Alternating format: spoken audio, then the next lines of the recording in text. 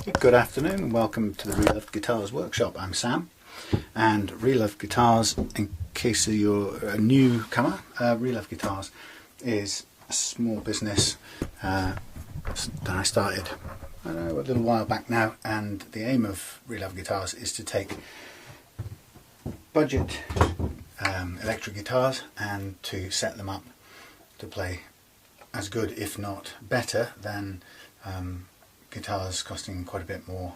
And the principle for this that I like to work to is to treat every guitar the same, as if it was a $1,000 instrument.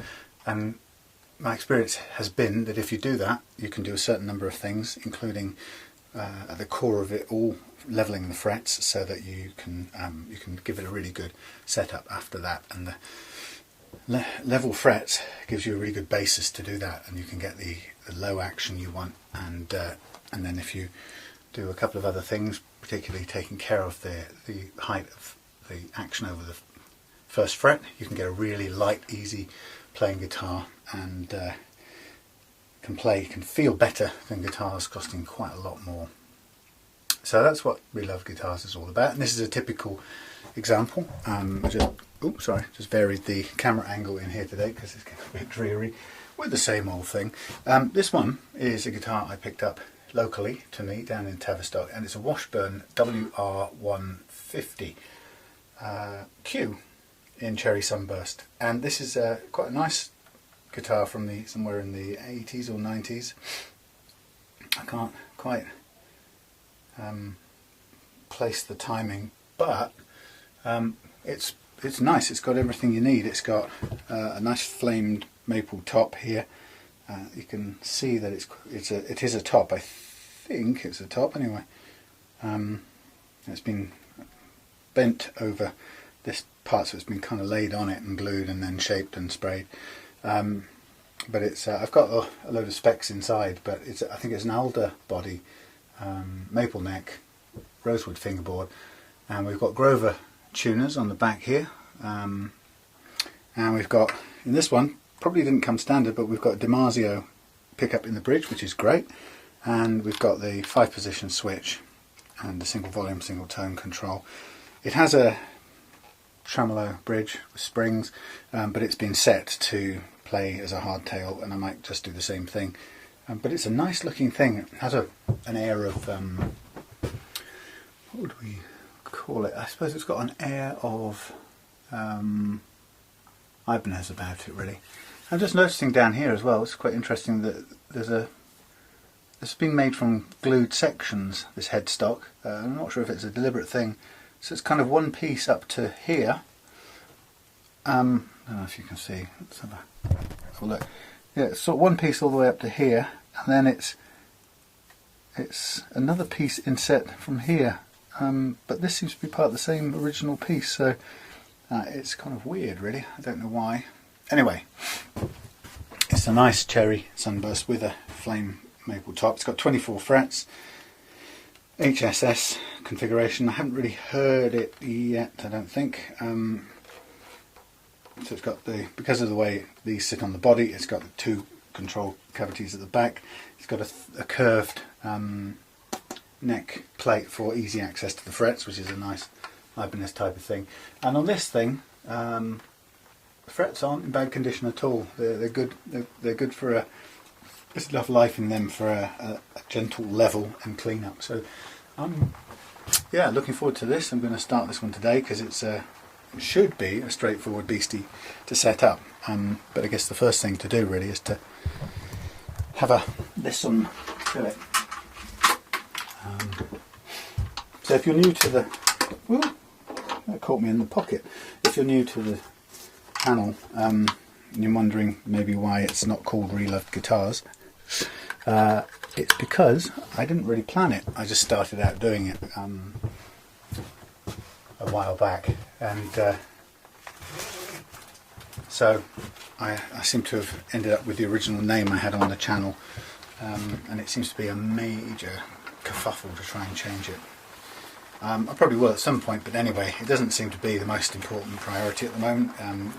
People can find videos easy. So on that channel there's loads of videos of me doing setups, and that's what I like to do. I like to do full length, pretty much real time setup video for each guitar. Reason for that is I think it's a great way of showing people what the work that's been done on the guitar that they may be considering buying. That might be you looking to buy this. If it's a guitar that somebody's brought to me, then equally it's nice for them to be able to see the work that I've done to set their guitar up for them. And it's also for people who are interested in doing similar things themselves on their guitars. And the reason why it's full length is a couple of reasons. On one hand, it's easier for me, so I don't lose a load of time editing and getting kind of caught up into that, trying to make myself look right or good type of thing, which can be really seductive, and I don't want to go down there. So it's easier. There's no profit in it for me to spend loads of time after the fact cutting it down to a nice little sound bite.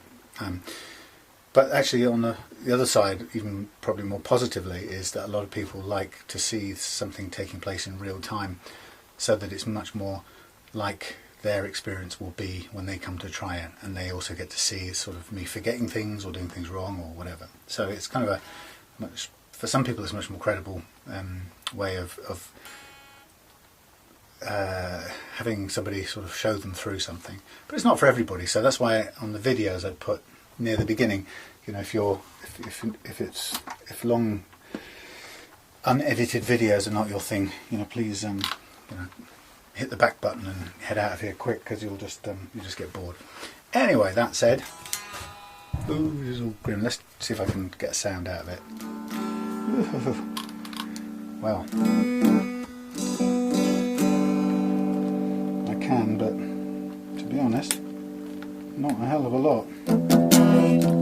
It's a bit dead. Well, it's dead in all respects. The strings are thoroughly dead. Still. Ooh, shush.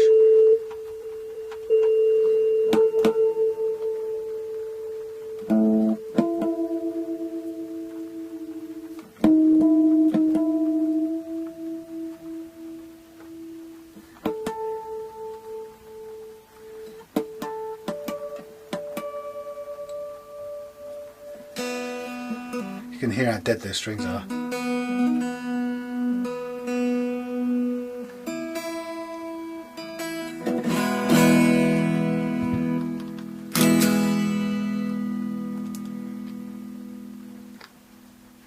Whoa, okay, something is not right in the land of jack plugs. Whoa, that's better. Okay, we'll have to take a careful look at that.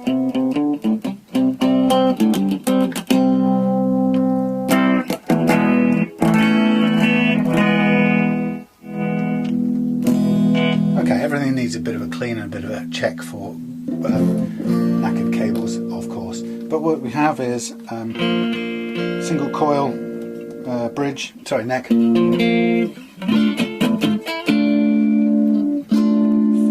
Front and middle, or neck and middle. Middle and bridge. Bridge with quite a lot of power boost on top of that. So let's see what it sounds like with a rectifier type sound.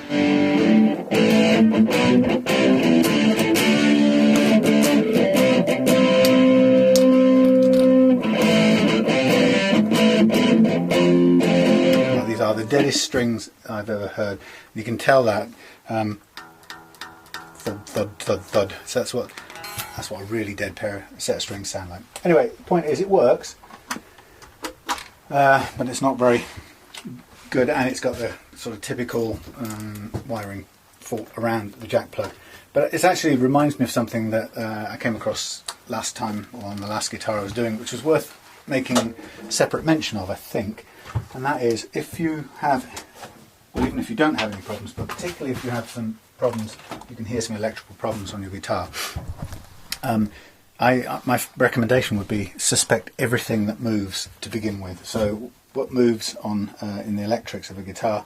Well, the switch moves, the knobs move, and probably more than anything, this damn thing moves. It gets the most abuse.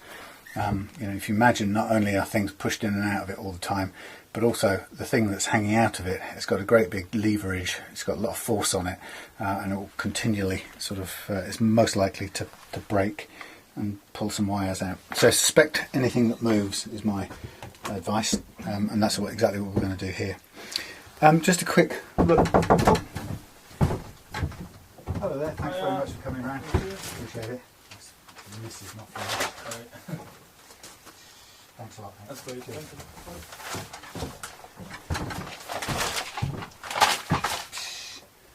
It's never for me, all the bits I need to finish guitars. Right, where was I? Oh yeah, I was going to get the little device. Just make a note of what we've got. It's pretty low action actually at the moment. So just a quick look down here is on the 24th fret we are showing 1.6 down there, and about 1.75 on the treble, so it's a bit uneven. I'll go 24th fret 1.6 low E, 1.75 high E, and I'm just having a quick sort of glance at the action. The action over the first fret variable. There's a little bit of wear, but not too much actually. Variable action, and I think it ranges. I say that it would range from about 0.5 of a mil down to 0.25, something like that. So it'd be nice, worth checking that out to make sure it's all even and plays nicely. There's a lot of grunge and muck, so all of this is going to need a really good clean up, including checking all the wiring. But as always, I'll do that sort of later in the process. So even though it's very tempting to get stuck in now and make this thing really clean and sexy, the process I kind of go through means we're going to stick with it in this kind of grim state for the time being. But once we've done the first couple of steps, then all the kit can come off and we can give it all a good, nice clean up. So I'm going to quickly shove you over this side so we get a bit more space. So a reloved guitar setup is one in which I take the basic guitar like this, and my aim will be to keep the action nice and low. Probably wouldn't want to go too much lower than this, because actually 1.5-ish is about good for really nice playing action. So keep the action roughly where it is, but tidy up the first fret action down here, because the reason I would take care of the action at both ends is that the way the guitar plays is a function of both the actions, both this action down at the bridge, which raises the strings off the, visibly off the frets down here, and also the action over the nut, which kind of determines how high the strings are above the first fret. And if they're over 0.5, in my experience, they tend to start to feel hard to play, but also cause intonation problems, where in order to fret chords, you tend to end up pulling the strings slightly sharp of true, and that means that particularly if you're playing an open chord, you might have it all beautifully tuned to a chromatic tuner, and then when you fret these three, let's say to play a D, it might be that the force you need to get the strings to fret properly leaves these three strings slightly sharp and these are true, and the whole thing together sounds just that little bit horrible. This is low enough that it probably doesn't cause that problem, but you tend to find it upwards of 0.5 in my experience. And so for me the secret or the trick is to basically to level the frets as much as we need to make it play really well at a low action. Now this guitar may not need hardly any, in fact probably doesn't, which is great.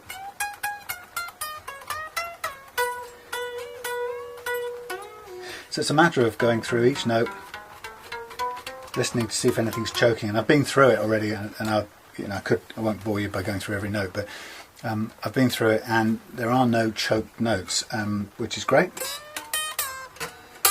So I suspect we'll hardly need to do any fret leveling on this, but we still need to go through the process because it will allow us to clean up and tidy up the faces of these frets. So where there is any grooves from wear, which is quite common where you play open chords a lot down this end, you might find a lot of grooves in these top 4 strings around here, and leveling the frets is another way of, it's not only about leveling them, but you can also dress the surfaces in the same process.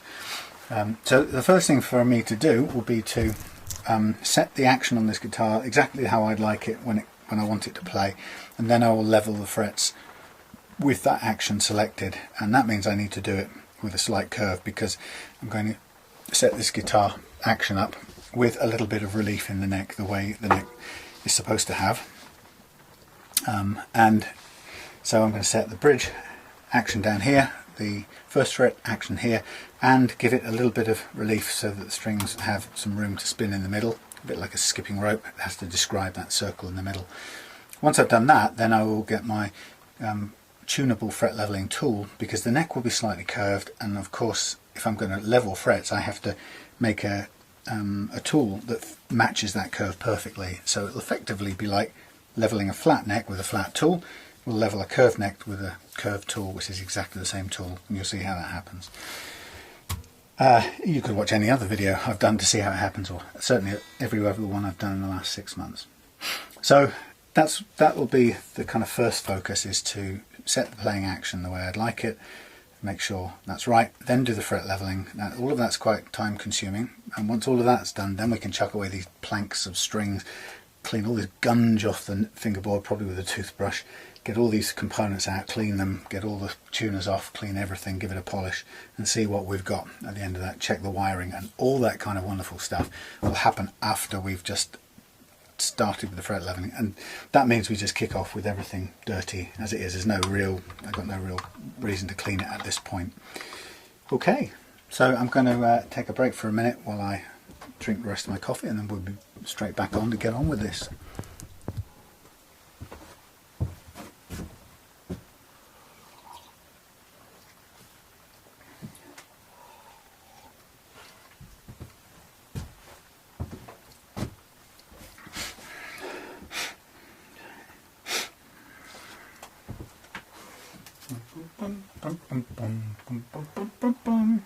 Now my battery would have died, wouldn't it? That's the first thing.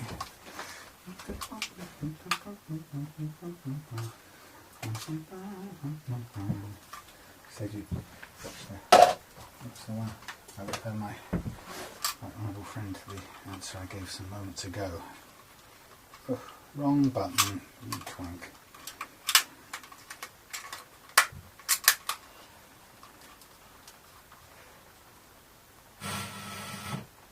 This year we have a new category, the BBC Future Food Award, which, as its name suggests, will recognise ideas that are making a real difference to the future of food.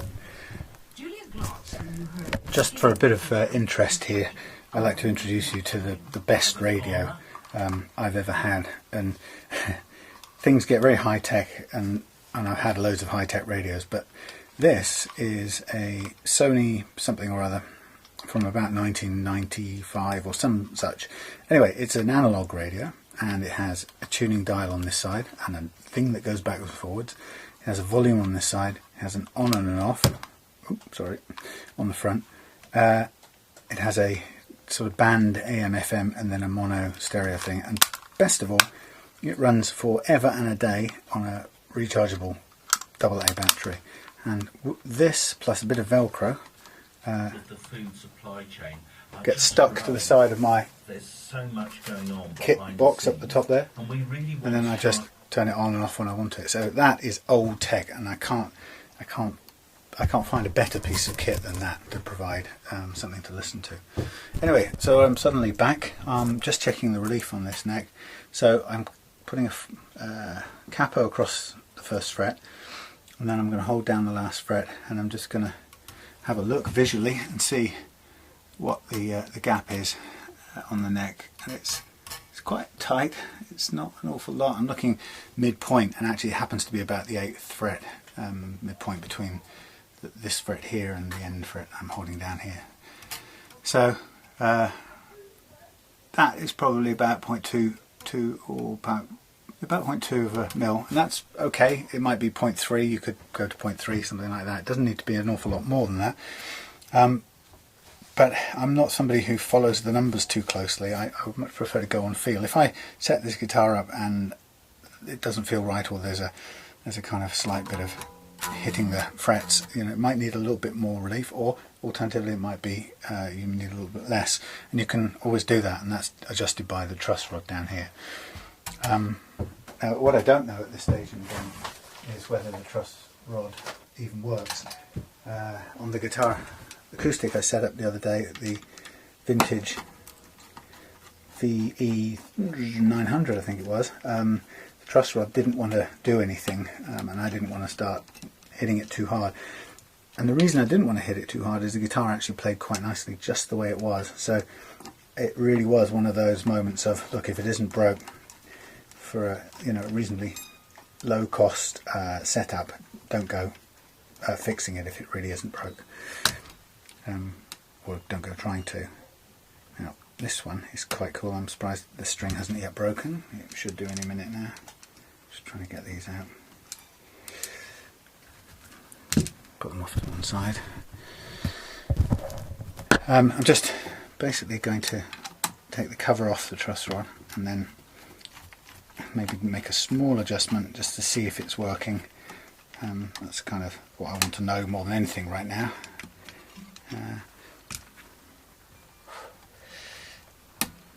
It's stuck down a bit. Don't know if that's through. Somebody's glued it in the past, or whether it's just kind of gunged. Wow.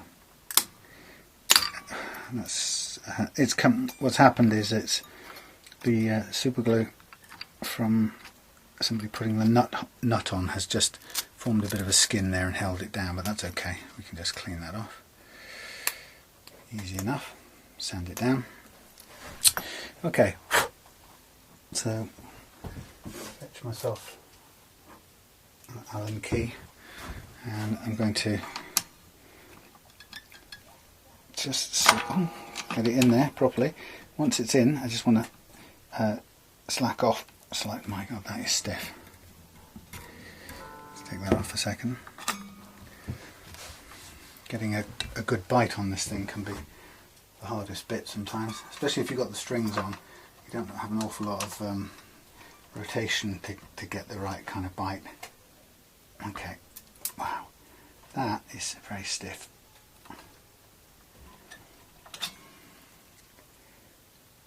Yeah, well, it's an interesting shaped neck. That is it's a little bit unusual. It's got a fairly flat section along, or not flat exactly, but it bends more down this end than it does at this end. So it's not an awful lot that can be done with that for a nice old guitar. It's not too bad. It doesn't stop it playing okay, but it's just an interesting.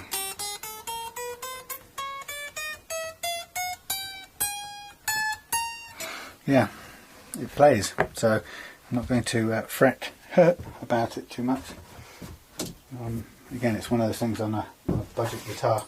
If it plays and it ain't broke, then we're not going to go overboard to try and fix it. But there is a little bit of relief. I can see it visually, and I can also measure it. Right, so that's the first thing is to check that relief. The next thing will be to get the string action, or down at the bridge action or playing action, to what I want it to be, and it was pretty good, 1.6. It's very close, just over 1.5. I could take it down the tiniest bit, but hardly any. And then I just need to go across the others and do the same. There we go, 1.5.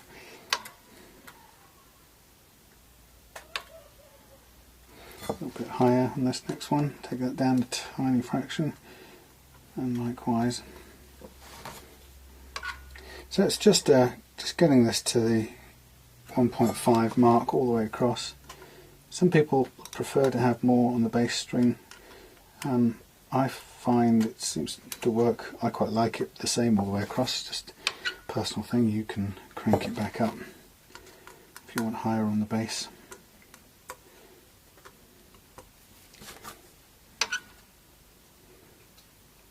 Okay, this one is low, the B string is low for some reason, so I'll just adjust that up a bit. It's good that on a guitar of this age to find that the little grub screws are still working.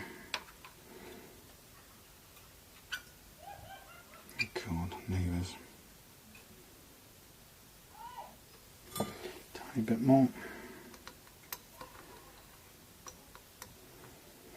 And then we were high on this one, I seem to remember. Yep, so we've got to come down about 1/2 mil. Now this is where we might find there may be a reason why this top E was higher, and that might be just because it's there may be some underlying uneven frets, and they will cause choking of certain notes. So typically when you get an electric guitar, very often the action will be set as low as it will go, or as low as it can go, before it starts running up against the problems with the underlying frets. What I mean by that is, it means that if the strings are high enough, the unevenness of any frets is masked, it's hidden, and you can play. The minute you start coming low with the action, the clearances of the strings and the frets become so small that it becomes very sensitive. Any unevenness at all between any frets here will suddenly show up as the string hitting the fret that's slightly high. And so the lower the action you go, the more likely you're going to see the effect of the underlying uneven frets, and that's why people tend to keep the action above that. The alternative way is to do what we're doing, which is to set the action we want at both ends and then make the frets comply with that by leveling them.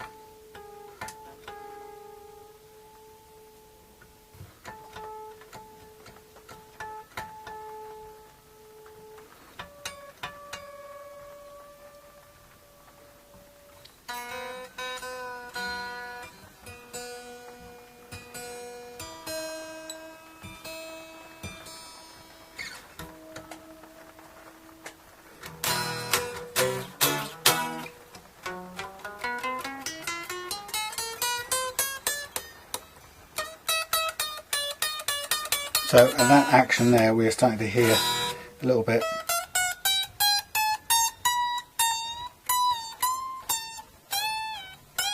Not too bad still.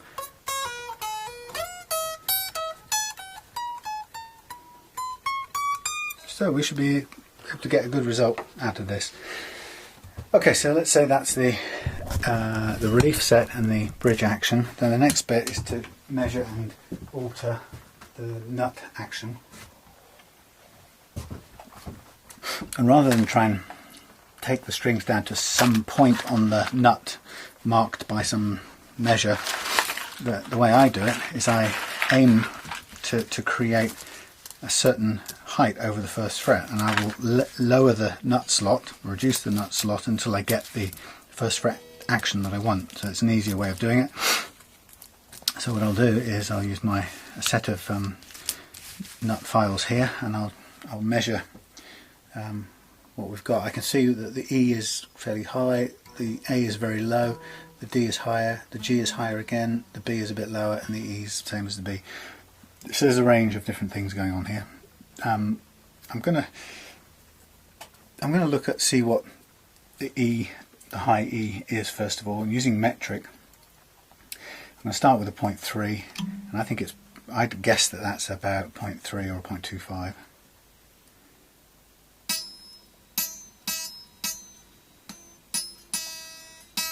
There we go.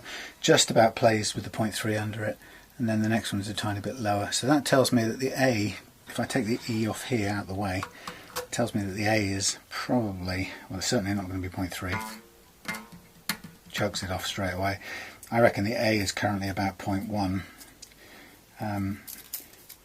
which is very, very small. Now, you might be surprised to know, blimey, yeah, just over 0.1. you might be, you won't be surprised if you've watched others of my videos, but if you haven't, you might be surprised to hear that when most guitars, or many guitars, come from the shop with a first fret action of anything between 0.5 and 1.0, a whole millimetre, or between a half and a millimetre. This is a tenth of that, so it's 0.1 of a millimetre. And you might think, well, how does it actually play? That's so low. It should be, you know, it's practically hitting that fret. Well,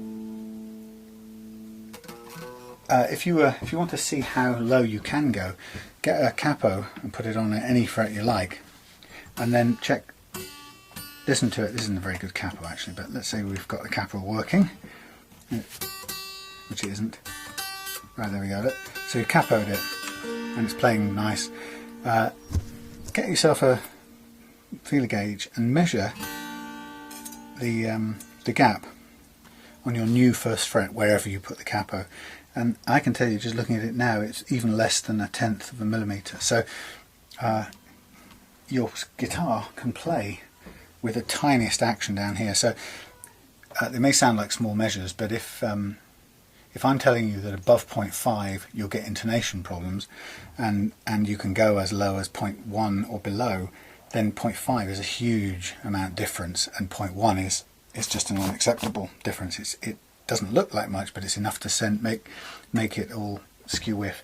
Now, the challenge I've got here is that I want them all the same, and I don't want to have to fix one of these slots independently. So I have a feeling that for this guitar I'm going to knock the nut off, and I'm probably going to have a quick look at it. Now this is a couple of reasons for this. One is that I'm not actually sure what the material is. It has a bit of a tusky look to it, but I don't think it is. So I'm going to take it off, and I'm going to, at worst, I'm going to put a shim underneath, raise it all up a tiny little bit to give myself another chance to get them to the level that I want. And if it's really horrible, plasticky, I might replace it with a bone nut, even though obviously it's not original. I think somebody's painted this actually, maybe to try and make it fit with the guitar. But it is not a. I wouldn't do this except for the fact that we're already below the level on one of these thingies. You don't have to hit very hard just to get it loosened up. Okay. I think it's a weird colour. I think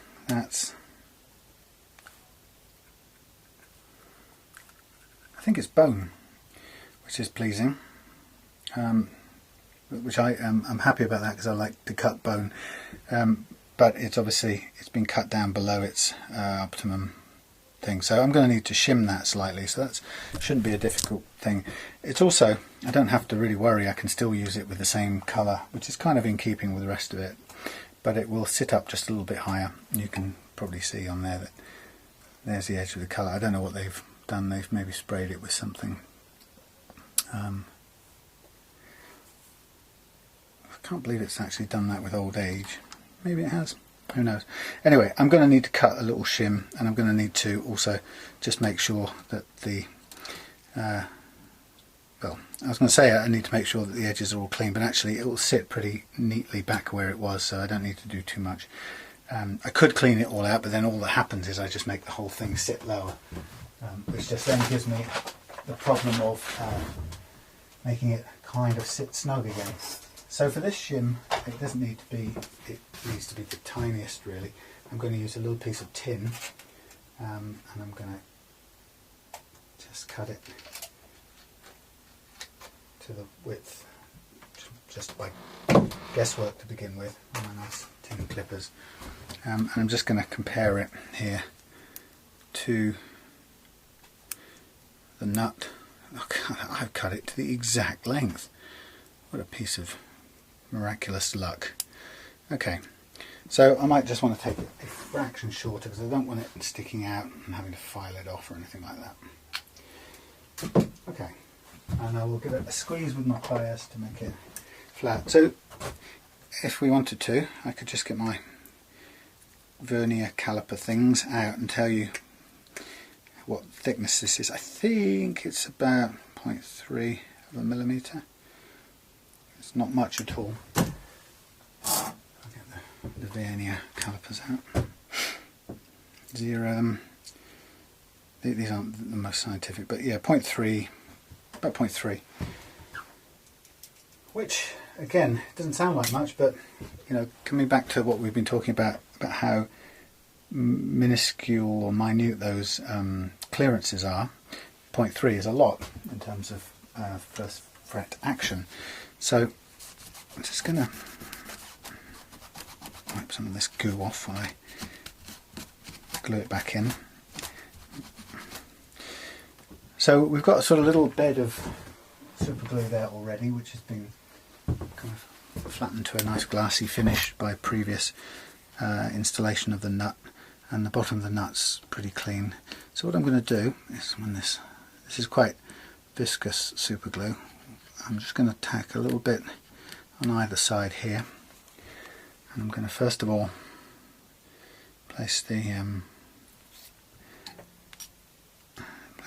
shim onto there, make sure the strings don't get caught underneath it, and then on top of the shim, no I'm not, I'm going to find my nut, there it is. Right, so just to the inside edge I'm going to put a little bit of glue along the inside edge, not too much, I don't want it riding up all over the joint, and then a bit on the bottom just to go onto the brass, sorry, is it brass? Tin. Move these strings out of the way one more time, and then I'm just going to drop that into place again. And then what I could do, if I was in the mood, I could get myself a clamp, hold that in place, but it's sitting all back in shape nicely from where it was. Just going to put something in here to hold these strings fraction at bay if I can. No, it's still, the strings want to push the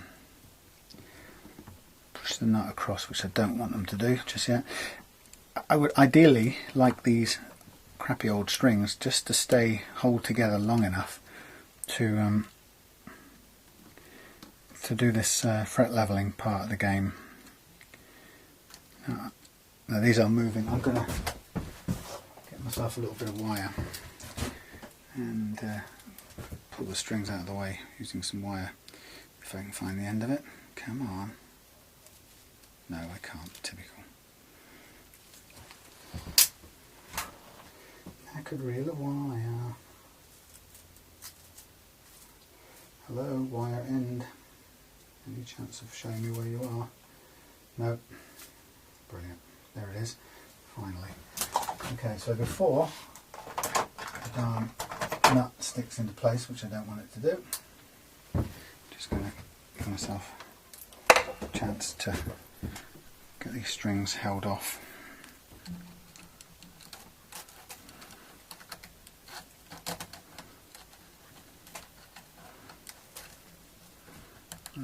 And this garden wire is great stuff. You can just wrap it around anything in sight.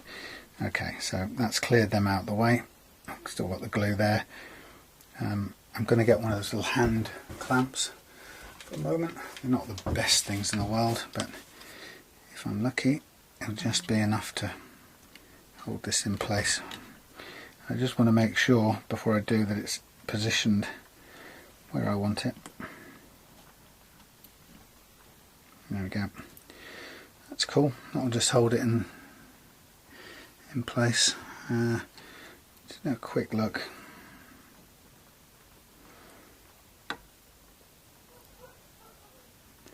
My neighbours make such funny noises, I can tell you.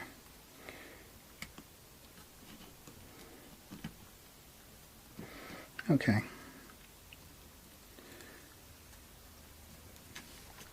It's hard. The thing you've got to get is you've got to get balanced in position so it doesn't stick out either end.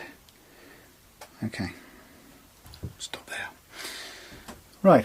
So that's that done. Now I've raised it by 0.3 which means the one that was clearing the first fret, the D string that was clearing the first fret by 0.1 of a millimetre, should now clear it probably by more like 0.4, and then I can come down on the nut slot just to make it sit to the right height.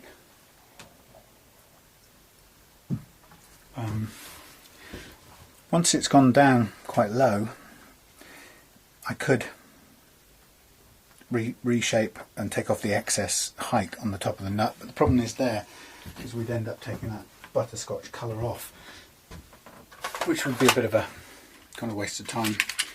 The alternative is I just, if that looked too stupid, I could just go back with a bone nut of a natural colour, or we could just shave off all of the outside of this and still use this, but just take it back to white. But we have options anyway. Okay, so for the time being, I'm going to put that on pause while this dries. It won't take too long, and then I'm going to re-string it. While the strings are kind of off, which I didn't really expect them to be, I'm going to do a sneaky little advanced thing, which I'm going to need to do, but it's much easier now, is I'm just going to mark up all the frets with pen, because I'll need this for the fret leveling stage, which we'll get into in a minute after I've done the first fret action. But this will just give me a head start. Whereas had I not had the strings slacked off, then I would have had to have pushed them out of the way to do this. So marker pen can be a really great way of monitoring what you're cutting when you're fret leveling, because obviously you're cutting with a file, you're cutting metal. Even if it's a file with sandpaper on it, it's still taking away particles of metal. So the marker pen is a really nifty technique to help see which frets have been touched by the file and which haven't. And that's actually will tell you very quickly which ones are level and which of them are which of them are high and which of them are low relative to each other. And I think you've got to think of when you're leveling frets is that what really matters is is whether a fret is high relative to the ones either side of it. So try not to think about absolutes, you know, that there is something called high and something called low. It's just relative. Now that means if a fret it happens to be really, really low, then by being low it'll make the one next to it effectively high in relation to relative to it. So actually what you find out if you do fret leveling more than once or twice, you'll discover that the real trouble on your guitar neck or on your fretboard, the real problem are low frets, because high frets are easy enough to sort of wear down to a level with the nearby frets.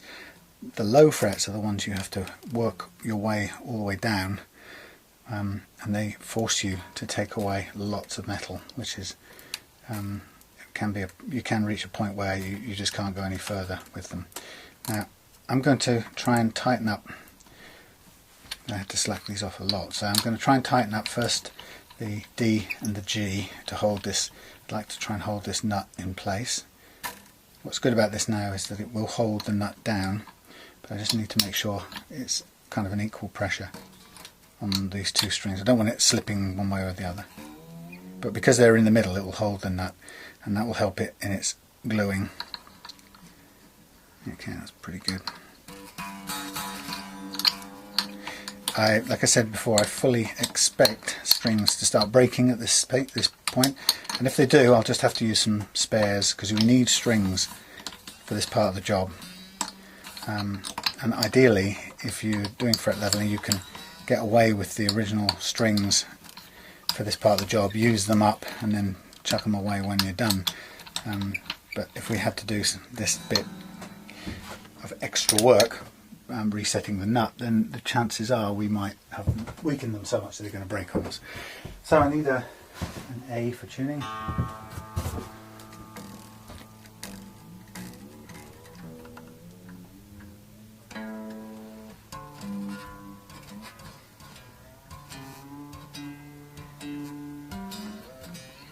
Stay with us.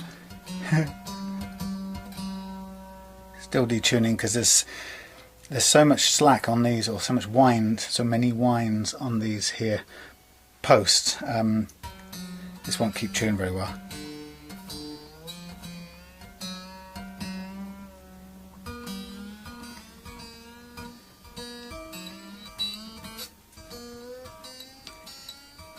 Stay with us.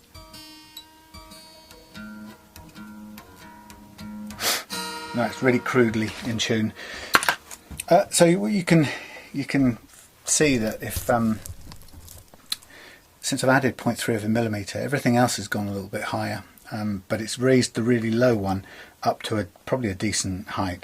Now what's happening is the pressure of the strings are now pushing the nut back into place, and it will set in the right place, which is great. We just need to get this up to tuning, and then we can start on leveling these. And once we've done that, then that means we've got the three things set: the first fret action, the bridge action, and the neck relief.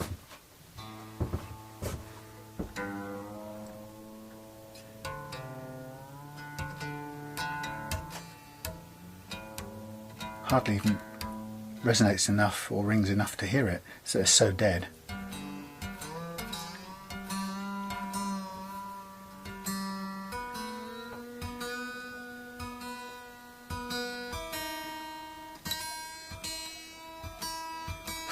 Great. Okay, so we're back to where we needed to be, and 0.1 was too low. I didn't want to take all the strings down to 0.1 to match that one, so I'm going to just now check what we've got under that one. Yeah, it's gone up nicely. So I'm going to aim for 0.3, which or go 0.25. Let's aim for 0.25. This is a bone nut. It's quite accurate compared to plastic. I hate plastic nuts. It's very difficult to get accurate settings. So what I've got is I'm going to take off these lower three out the way, because the thing will have set now. The super glue will hold the nut in place. If it doesn't, you'll see the nut shoot off sideways. I'm going to start working back this way from the D. Okay, so that's ringing with the 0.25 underneath it, so we've got a little bit of room there. So I'm going to take my correct one. I'm just going to slack this off enough to move it out of the way, and I'm going to now use my 0.26 thing, and I'm just going to cut with a slight backward movement and drop this back in, and I want it to be under enough pressure to sit right down in the slot. I don't want it catching halfway down, and I can see both. I can see by the shadow and by the clear fresh air underneath I've got room, and there's more height to take off. So this lets me just nicely work it away. It's nice. It's a bone nut, so it's doing it with sort of steady rate. And now we're coming back down to the 0.25 that I'm aiming for. So it's much better than trying to fill the nut or fill the individual slot and cut that one back. Although you can do it, it's another a fairly quick way of solving that problem. If you want to do it that way,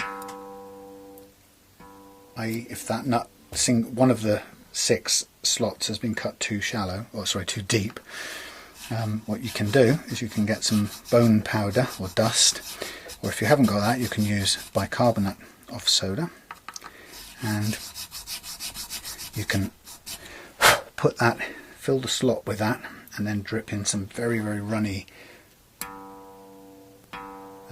super glue, and that will the dust or the bicarb will soak up all the super glue, and you will suddenly have a new kind of solid cement, you can now recut that with this thing file. Sorry, my brain is addled.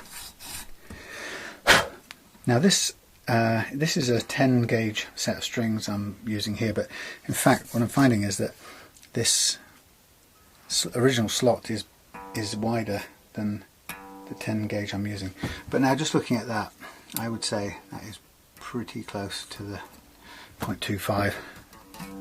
Now when I fret level, because I'm taking a little bit of metal off the top of the frets, and it's not going to be much on this guitar, but it still will be a little, that gap is going to increase just marginally, so it's only ever going to get slightly bigger than it currently is. So you've just got to keep that in mind while you're doing it. Now what we've got here is, that's good, that's 0.25. What we've got is, because we've raised the nut up, we're going further into the nut, we've got a sort of deeper cut than some people would like. What's important is we're aiming for the height over the fret there. Now, as I said, what we could do before is, once we've got all these right, we could take a load of material off the top of this nut, but we will then have to clean up the whole nut to bring it all back to a white colour. There's no problem in doing that. I might well do that, in fact, because it just kind of, it's not what you want, to have the string sitting miles down in the thing. It doesn't harm it, but it makes people worry. They think the string's going to bind in the slot and so on.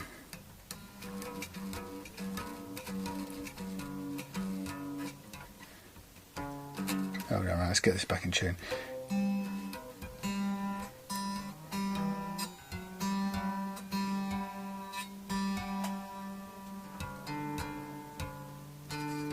Okay, so now we're on to the next one, the A, and we want the A to be the same 0.25. And you can see it plays, rings out okay, then there's a gap, and I can see we've got room to go down. So again, with the A, we just lift it a bit out of its slot if we can, go to the correct saw file and just take it down a little bit. I'm rocking it slightly side to side because I know that the slots are a bit larger than the gauge I'm using, as they usually are on a guitar, by the way. The manufacturer makes them to take a pretty wide range of gauges, so they're not very rare that the manufacturer will cut a very fine gauge slot, because otherwise you would never get a heavier gauge in there, and as soon as you came to change your strings it wouldn't play, which wouldn't be very good. So because they're slightly wider than the file set I'm using, I'm just rocking a little bit.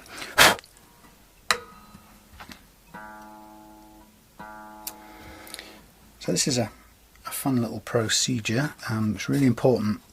This I sometimes say that this one activity here is the one that will probably, if you had to just choose one thing to do to your guitar, this probably makes the biggest appreciable difference.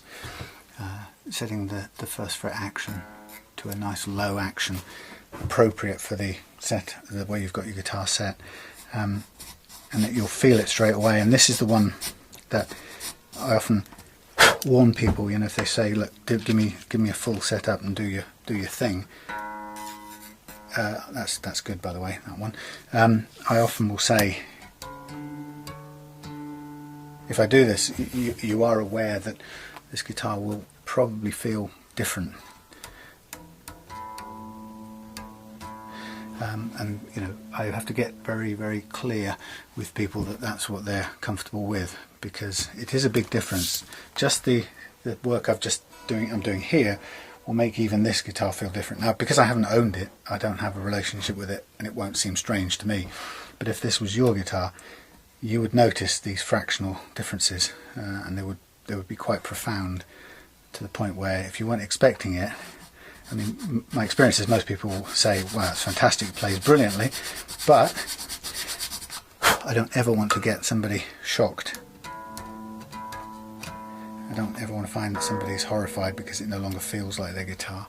It's got to be very careful that people are expecting the change it's likely to bring, even if it is for the better. You know, you get a lower action, easier to play guitar, and greater intonation down here, so you don't have these out of tune notes. But that's all very well, but people have to know that it will feel different, and incredibly different for the relative amount of work. It's a huge difference for what appears to be a small amount of modification, I guess. Pound for pound, or whatever that means.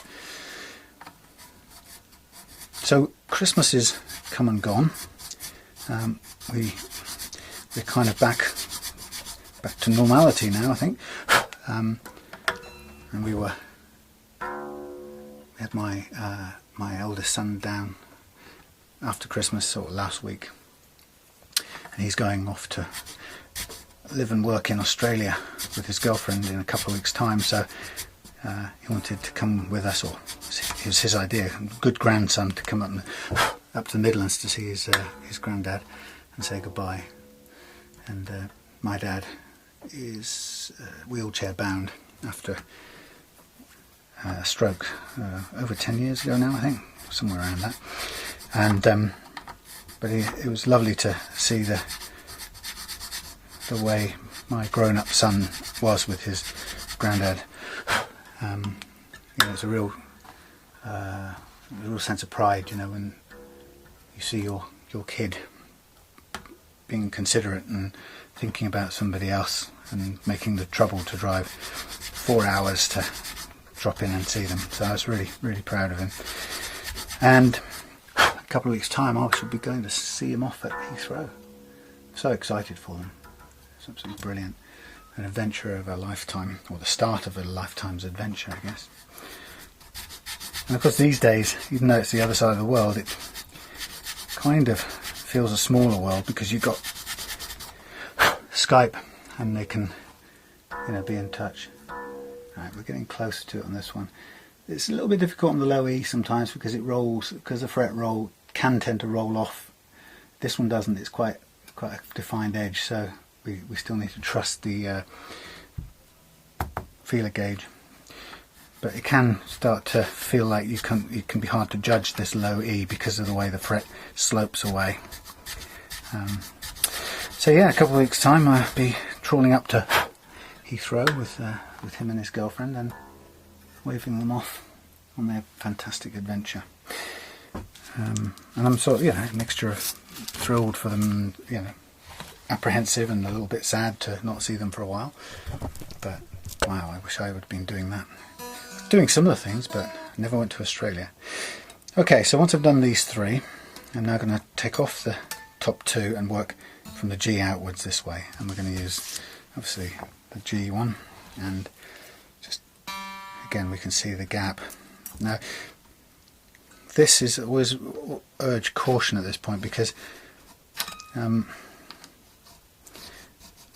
it can be very easy to think the amount of force or pressure it took to get these done, it's not the same as it takes to get this one done. And you can very easily run over and cut an overcut without really even knowing it.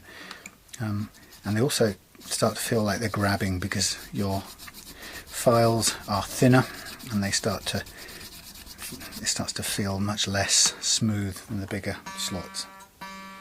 And you can sort of go at it with a bit too much force, and then before you know it, you could be overcutting. Now I'm going to step, for these top three, I'm actually going to step back a gauge on this, and I'm going to go from the 26 file. I'm going to widen the gauge a little bit here, because I don't like the tightness of that last bit. I'm just going to keep, slip, I'm going to keep going and do it again. Blimey, it's not quite evened it out yet, so it's jumping.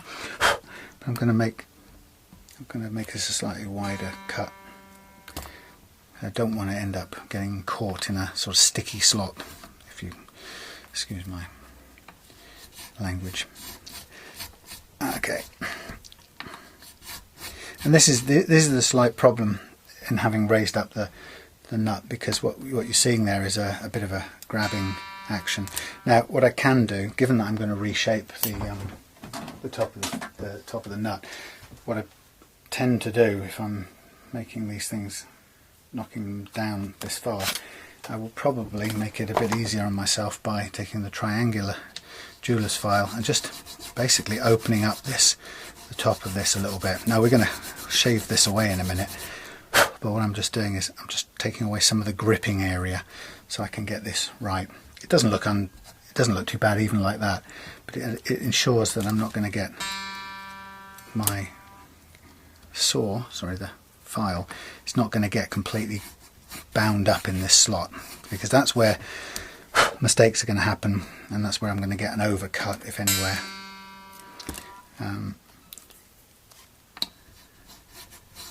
so I don't want too much surface area binding.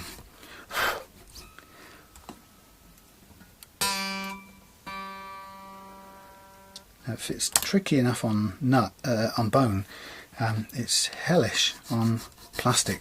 I find plastic nut slots just seem to grab hold of the file and just kind of grab hold of it and keep it in there.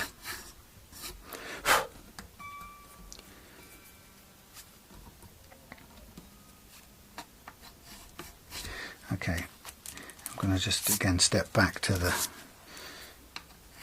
G slot. I got a bit more movement in there. These strings are behaving really well. They should have, by rights, they should have broken by now. Okay, still got fresh air under there. I had to order a new SD card this morning for the that thing. For some reason, my 64 gigabyte card just died. Now I'm working on the 16 gigabyte one, but what it means is we only get an hour or two maximum on the 16 gig before having to go inside and download it. Okay, I'm going to stop there. This one looks a little bit different from the others because it has got that top V notch in it, but that's fine. Just going to tune this up. Then I'm going to start by cutting the V slots, some V slots in these two right now before I go any further. Just hopefully give myself as much fresh air to work with as possible. And I will go over the top and lose some of this excess material in a minute. Okay, let's try this out.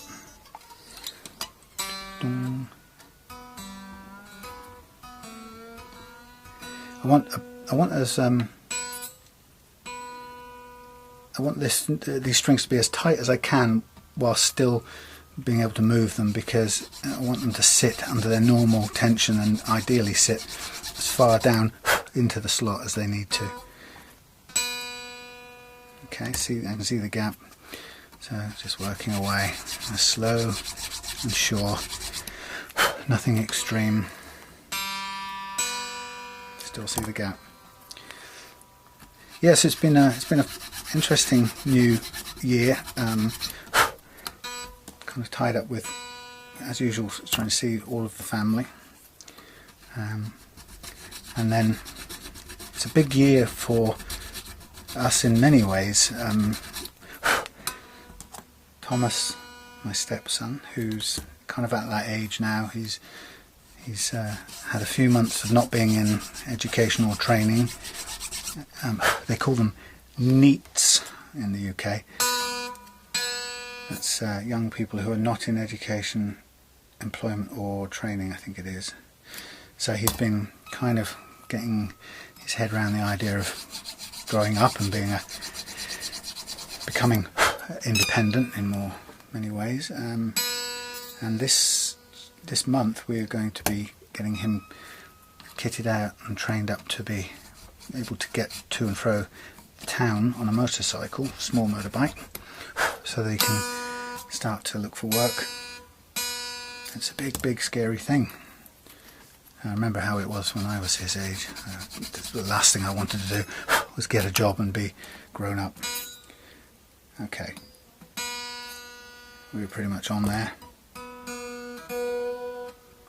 So we're helping him as much as we possibly can to get mobile, and then he's going to be able to look around for some work.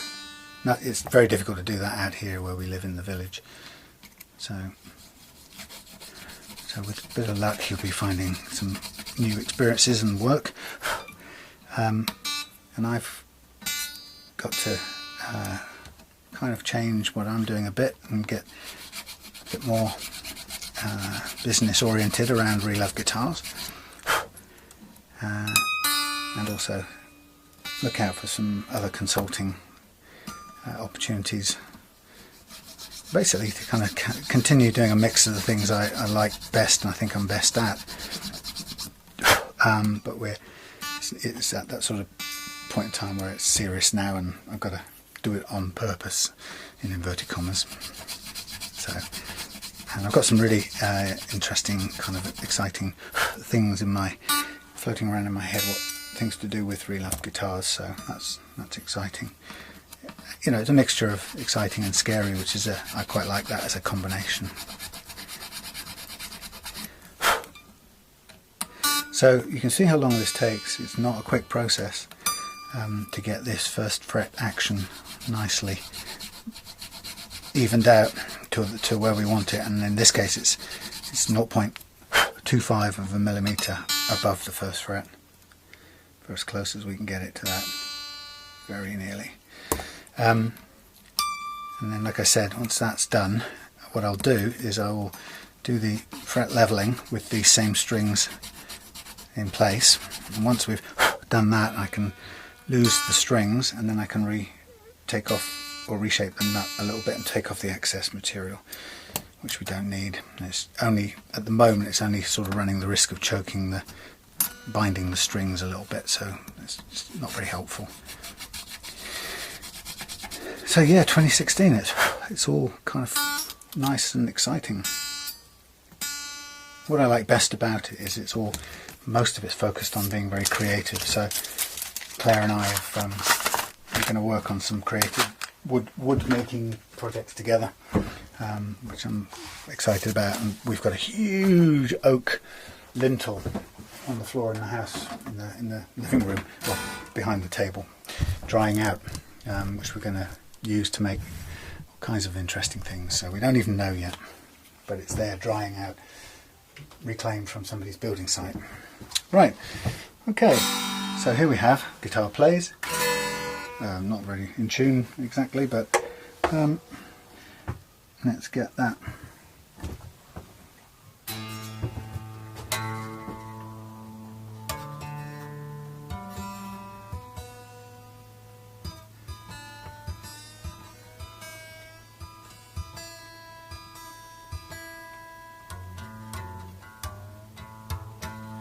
Okay, tuned, ready to... Ooh, so easy to play.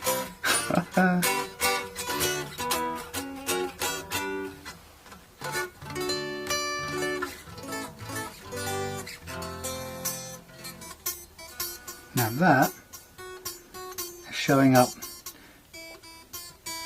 a high fret down here, which we're going to take care of in a minute. That probably may well have to do with the strange kink in the neck. So we're going to see what it takes. But the nice thing about fret leveling is we can iron those kinds of things out. If it doesn't work at that kind of level, if it really doesn't want to cooperate, we will raise it up a tiny bit. Yeah, it's actually the second fret that's coming in as too high at the moment. After that, it's okay. Alright, so I've got quite a bit of material to take off the fret a little bit later, off the nut, sorry.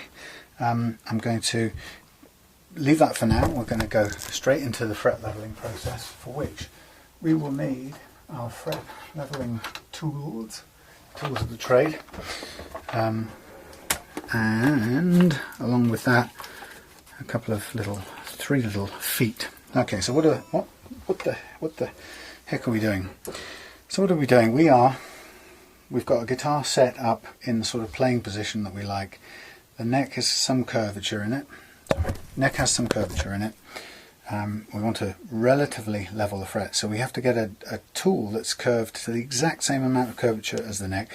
A tiny bit difficult in this only insofar as we know there's a little bit of a wave in here, but if we basically can average out, if we can mimic the overall curve, then we can help iron out this flat spot down here. So how do I mimic the curve on my tool? Well, first of all, my tool is a truss rod, and that's the beauty of this. It's a very simple process. When you pull apart something like a Squire Affinity Strat, for example, you get a basic truss rod like this, and it's covered in plastic. And if you were to take out the plastic, you would see that a truss rod tends to be, a simple truss rod is a rod with a screwable end, but attached to one end of the rod and the screwable bit of the rod is a fixed length flat bar, so that when you draw in or shorten the rod, the bar can't go anywhere, so it bends. It can't shorten physically, so it bends to accommodate the movement or the shrinkage, if you like, of the bar part. Sorry, the rod. So the bar bends as the rod is screwed shorter, if you like. And if you want to use it as a curved curved leveling file, you can stick some self-adhesive 400 grit sandpaper to it, which I've done here. Well, the nice thing about this is, in fact, let me use this one since it's got new sandpaper on it. I have another one here that I made, which is stiffer. It's twice as wide as the basic truss rod one. It's another kind of truss rod, but it's a little bit more rigid. It's quite nice that it holds its shape, possibly a bit better than this one, but I haven't really had a problem with this one either. So how do I get it to match the shape? Well, you use 3 little feet, and I'm going to go in the first channel, if you like, down the actually no, I won't use the thin one, I'll use the medium sized one. So I'm still going to set these little brass, I've got 3 little brass domed nuts, and I'm setting them equal distances apart as far down the neck as I can go. Now it's a long neck because it's 24 frets and I can't reach it all, but I'm concerned about the shape of the neck down here, so I'm going to try and focus a little bit more on this end of it. So I've spread these 3 little doofers out equal distances apart, and then I lay the truss rod on it, and what I'm doing is I'm holding down this end first as a sort of an anchor point, and then what I'm doing is I'm seeing what happens first. Am I hitting the nut in the middle first, or am I clearing the nut in the middle and hitting the end one? If I'm hitting the middle one first, it means that the truss rod has a greater curve in it than the actual curve of the neck, so this middle part is kind of digging down and hitting that one first, and that's what's happening here. And as I move it, it's moving the middle one but not the end one. So to match the curve in this neck, I need to slack that curve of this off a little bit. So I'm going to use my Allen key here and just lightly slacken that off. Now what will happen is when I retest it, where's it hitting first? Oop, I tipped over my domed nut. I try it again and I go, right, where's it touching first? Okay, it's touching both now. Both nuts are moving just about the same. So I'm going to go with that. So what does it mean? It means just by using those 3 points of measurement, it means I've made this truss rod mimic the curve of the neck, and it's because it's quite rigid with its little box frame, it's staying in that curve. It's very tiny. You'd only probably see it if you look straight down the truss rod itself. So what do I need to do? I need to get my cutting surface or my sandpaper in to touch the track where those 2 strings go, so I need to move them out of the way. In this case I'm just going to pull them out of their slots off the side, and this one over to the other slot, and I've used this plastic spreader down this end just to push the strings apart and give me a clear run at this neck. So what I then do is I place this truss rod onto the frets with my sandpaper, 400 grit underneath there, and I'm just basically letting it cut the top of the frets, and it's going to cut away a little bit, and I'm not really using that much force, I'm just allowing mostly gravity. But what I will do is I just stop in a second and see what's cutting, what isn't. And so it's, if you remember, it's only 400 grit paper, so it's not a huge amount of cut, but it will give us a really good indication of what's happening. So straight away we're getting quite a bit of cut there, there and there, and I think that's the result of the flat spot being kind of ironed out. Not a lot there, tiny bit there, none there, tiny bit there, and 2 or 3, 4 frets there. So we're getting a kind of point of contact here and here. Now, if we're feeling like we're not sure that that's correct, have we got the right curvature, we can, any point in time, we can recreate or recalibrate by just putting these things equidistant again, and we just lay the truss rod back onto this. What have we got? Are we hitting both at the same time? When you're hitting the middle one first, you hear it kind of hit the middle and then click down onto the end one. It sort of bends over to click onto it. And this is feeling actually like it's pretty much on target the way it should be. So if we've, again, recalibrated, confirmed that this curve is right, what we're seeing is the stuff it's cutting away is what it should be cutting away. And it's going to take away. So that initial, remember we had initial choking down here. I think it was probably, it may well not have been the second fret that was choking. It could have been these next frets along here. But we'll double check this to make sure. And I will take off as much as needs to come off to make it play cleanly. And that's the key thing here, is that we're just looking not to take off tons of metal. We're just looking to take off as much as is required to get the thing to play at the actions that we've set here. So to test it out, I'm just going to re-slot these strings back where they belong and put it up on its side, and I'm just going to go again. So the first one is still a problem. Everything else plays well. The second one is playing okay. So we've got to take a little bit more off the edge of this one. So I'm going to kind of focus on it a little bit more than anywhere else, because the rest of it plays okay, and it's that old principle of if it's working, we don't want to overfix the bits that are already working. So whoops, we just know that this second fret has got to come down a little bit. So I'm just going to let the truss rod focus right on that bit, and we'll take it down.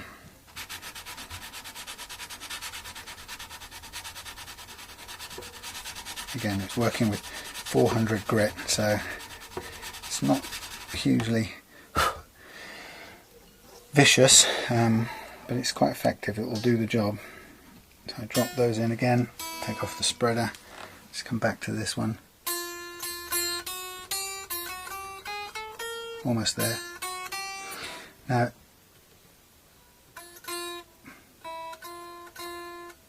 we can overcome that.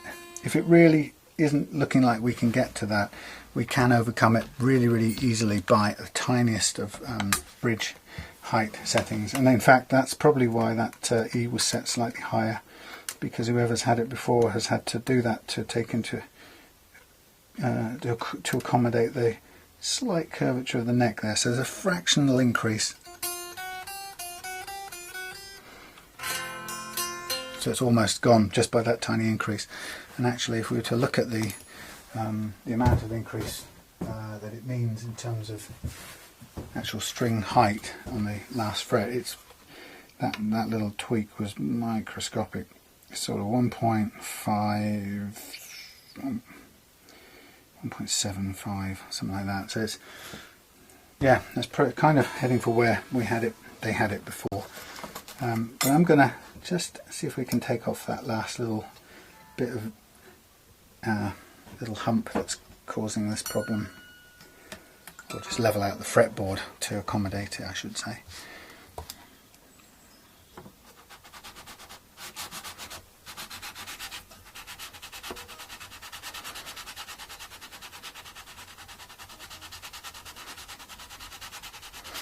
Now this, what I keep meaning to do is this would be a bit easier if I had a bass guitar length truss rod, and they do sell them, and I bought the guitar length one, not really thinking straight, because the guitar length one is fine for using as a truss rod, but if you're using it in this fashion, you need it a little bit longer. I'm going to just do a tiny little thing here with a we saw, what we got, that's 1200, yeah, okay. I was looking for a bit of 6. 15. It's 1200. Okay, we'll stick with 12. Just going to do a tiny little bit of work on that fret alone. I very, very rarely do this, but I know what the target is at the moment. So I'm just going to work this fret independent of the others, because I know that it's causing a particular problem. So I'm just aiming to take it down a fraction. And it's on the E.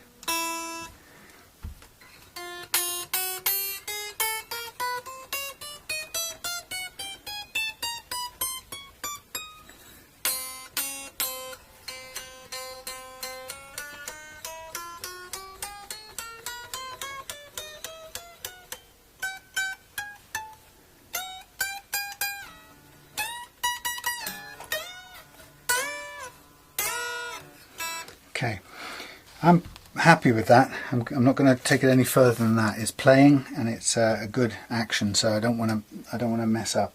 So what I'm going to do is I'm going to now aim for the next pair of strings. Given that I've kind of done E and B, so let's aim for the next pair of strings and do the G and the D together. Again, I'm just going to find the midpoint of this tool, and again this is effectively recalibrating to make sure. Now at this point the neck isn't as curved as it was further over there, so I'm going to slack off, so we can expect there to be a change in relief as we go across the neck. It just doesn't stay the same all the way across. What I will do is I'm going to just move these down a fraction. I'm going to just try see if we're getting a completely different reading at the other end. And that doesn't seat properly there, so I'm going to have to move that back to there and that over to there. Now you can see why a larger one would have done the job. Larger truss rod. Right, let's get, there we go. So I've slacked it off a little bit too much, so I still need to put some more on. But it's very, very delicate and light touches. So, right, this is moving both and touching more on the end than the middle, so an absolute microscopic tweak and we should be there. Yeah, that's good. Okay, so we take our feet off, pull the strings, if we can get them out of the slots, yep, out to either side, and be grateful that it's still holding together, not snapping at this point, because they've got every right to. And then we just do a similar job. Now this time I'm just going to again run up and down the track of those two strings, and I want to know what's happening. I want to stop after a little bit and evaluate what's cutting and what isn't, and that will tell me pretty much immediately tell me where the really high spots are. And once we know that, then we can just double check each note. Once we've taken a little bit off and we think we've taken the bulk of the high stuff off, and we should then be able to retest it. And I can see it's as before, it's up here and down there. It's quite significant. This is a real problem fret, this one here. So I'm just going to replace the strings if I can, take out the spacer, and all I'm interested in doing is, will they play?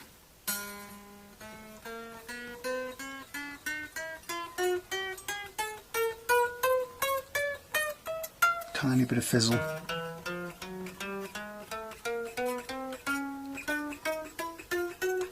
Tiny bit of fizzle at that top end as well. So I'm going to continue doing this a little bit more, just to clean up that zinging sort of sound up at this end.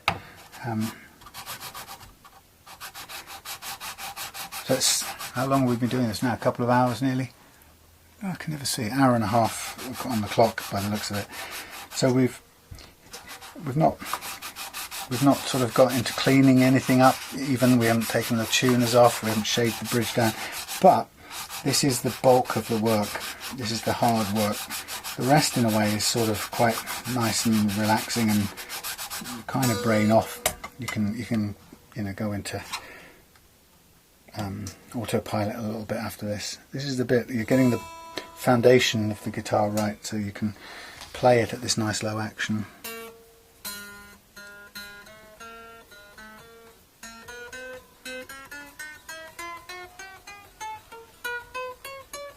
Right, good. Yep, that's good. You can hear how that little buzzing, zizzing type of noise has gone as a result of doing that last bit of cutting. And now I'm going to go into the last sort of track, which is the E track, and I'm just again trying to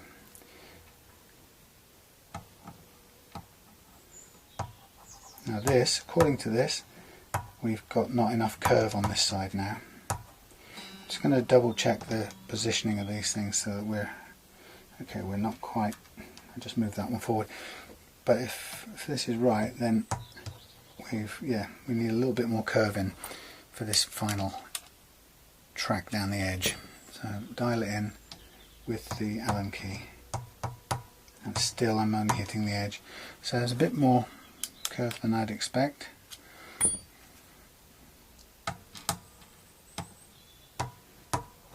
Okay, now it's moving the one in the middle, so we're touching all of them, but it's still kind of, the impact is on the far end, and this should be about right now. Yeah, there you go.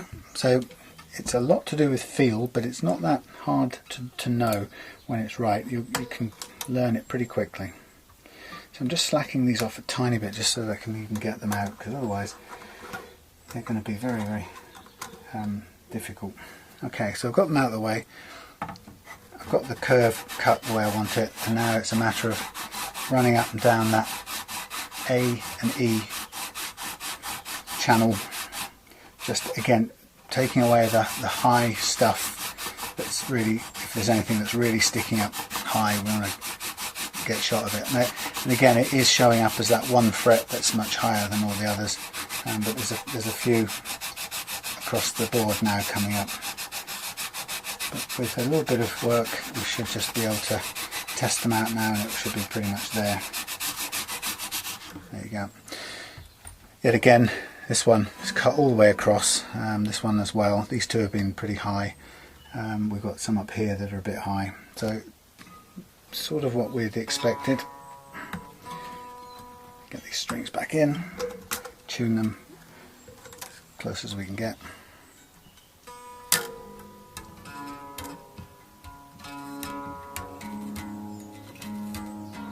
And then test out the notes.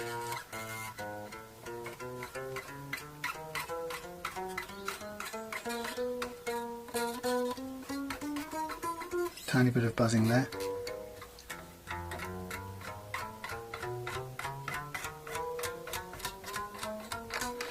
Not too bad, a little bit, so it's a tiny bit more like the last ones, tiny bit more to do at that top end, and then we'll be done. And once we've just finished that, then we can stop. And the beauty of doing it this way and stopping and checking whether it plays or not is that we're trying to level the frets as much as we need to make this guitar play in the action we've chosen, but not any further than we need to. So we don't want to take any more material off than is absolutely necessary, because these aren't new frets by any means, so they're not fresh and young, and if we take too much off, we'll kind of wear them out.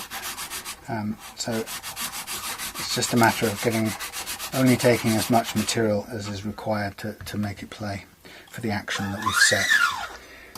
Okay, so ow, I end up ruining what's left of my fingernails every time.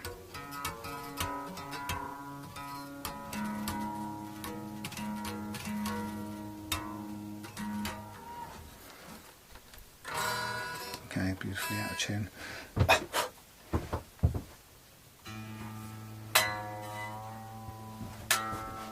Horrible strings, I'll be glad to take them off any minute now.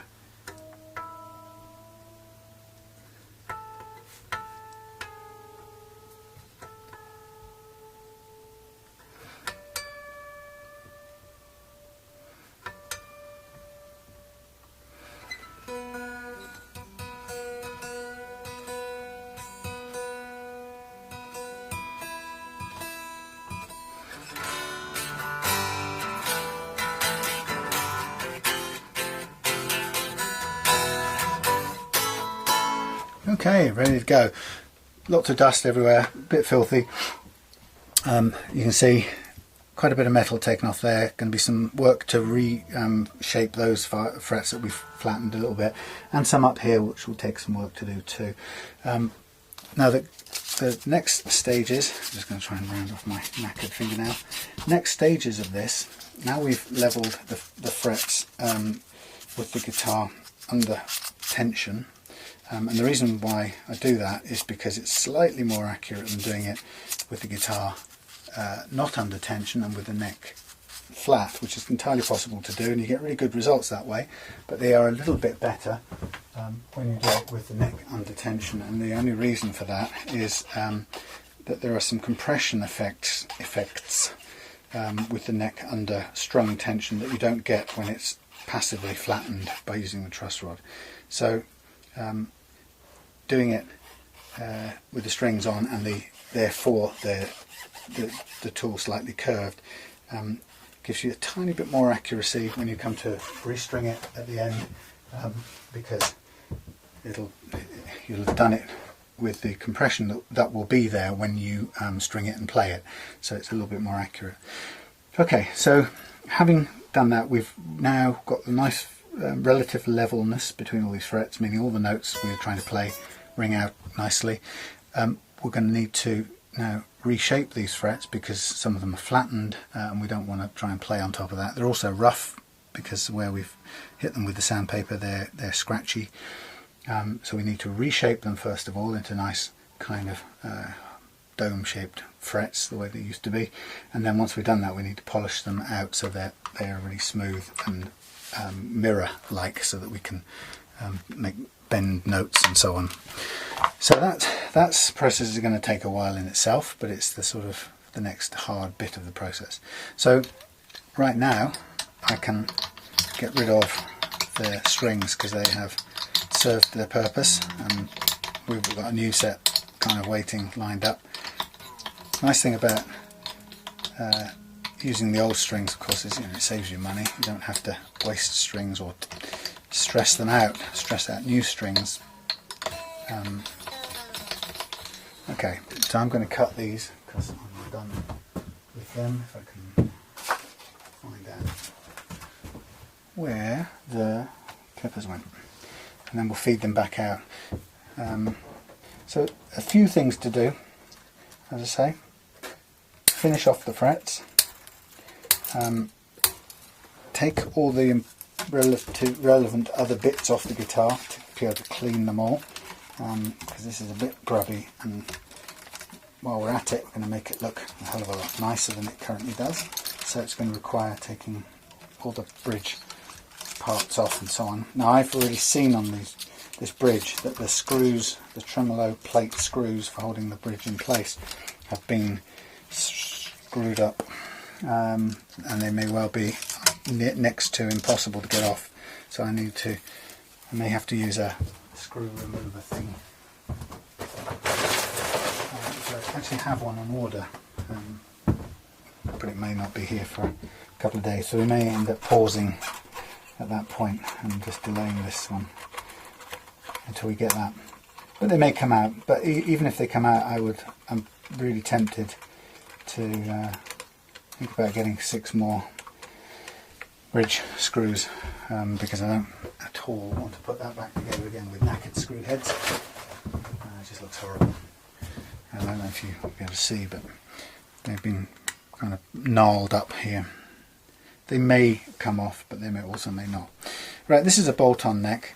I can do a number of things, and I think in this case, normally I would probably keep the neck on body, just because the sort of geometry, everything I was doing before, it would stay the same. But it's a nicely made guitar, so I don't think there'll be any problem taking this neck off, and it just means I can take care of the stuff on the body separately.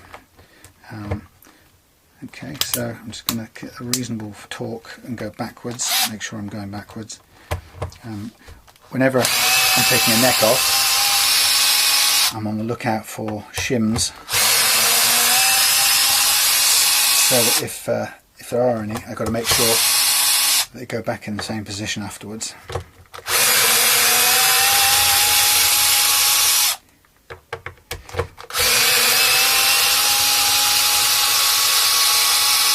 taking this off kind of makes it a little bit easier just to handle stuff.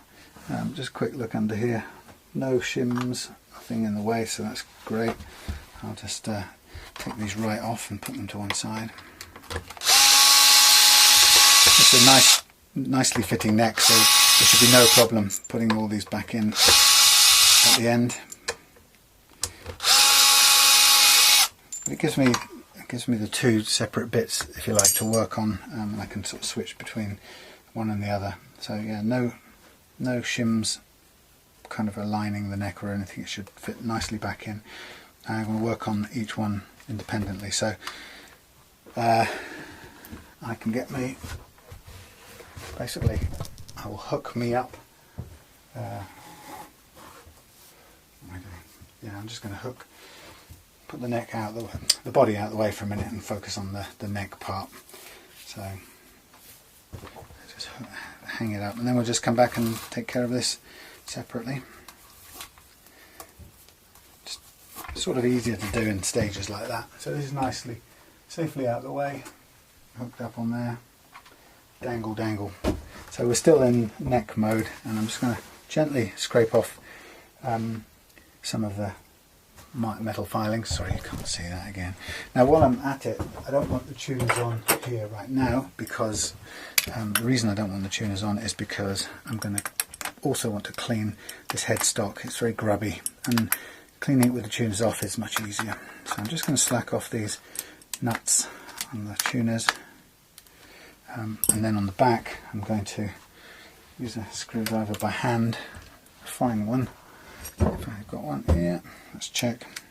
And I want to remove these little tuner screws by hand so that I don't run into any stripping problems or knackering the heads of the screws.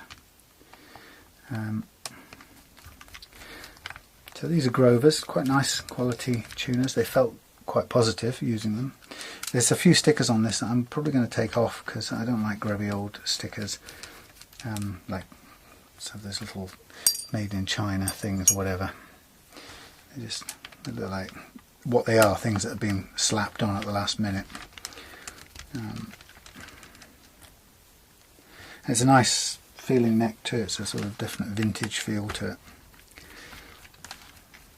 So the reviews, there are not many of them, but the reviews I've read talk about how nice a neck this is. People really like it. They've compared it, some people have compared it to the Wizard neck, or the Ibanez Wizard neck, and for some people they've liked it, prefer it to that. So I think some people find the Wizard neck is a little bit too narrow or too fine. So there's a lot of gunk on these, so they'll clean up nice in a little while. There's somebody's cleaned up their headstock somewhere in the past, and all the cleaning paste has gone into looks like it's gone into the tuners, so it's all a bit gummed up. And it's not a problem, it's just a little bit mucky, so we can give all of that a good sort of clean down. And at the same time I'm also going to now shape off this nut, because it's a whole load of bone sticking up that doesn't really need to be there. It's not doing anything. Quite goo everywhere.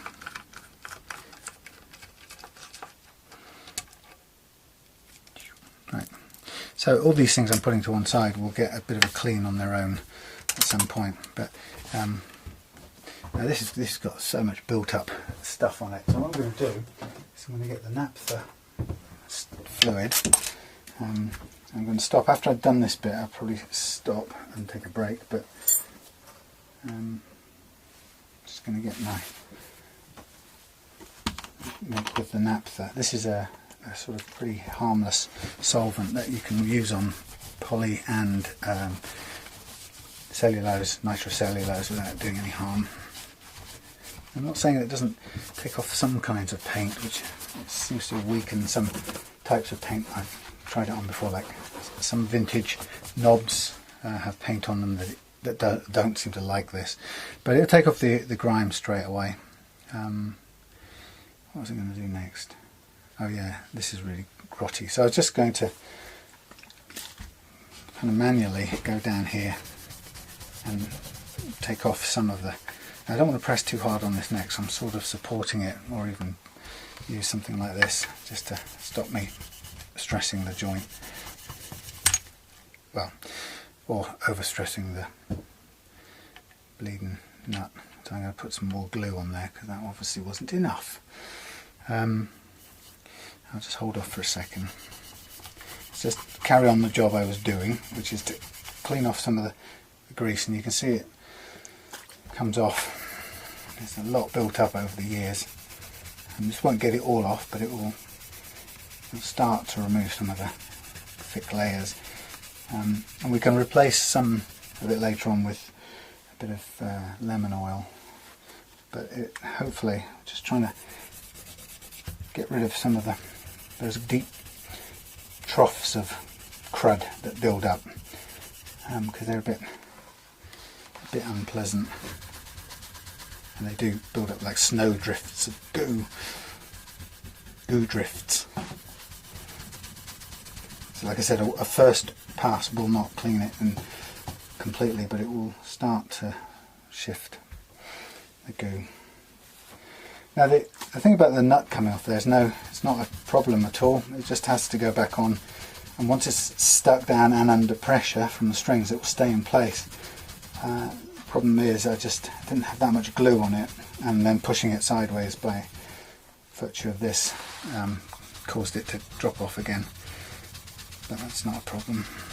Just re-glue it, clamp it, leave it for a bit, and then when we put the neck back on it'll be fine. So you can see, let's take some of the dark finger goo off there. You can see there's some of the stripes coming out, but we'll darken it down again with some additional lemon oil. In the past, when it's been hard to get the grot off the fretboard, sometimes you can use a toothbrush, which is why I've got it here, and that will sort of loosen up some of this, but it seems to be coming off.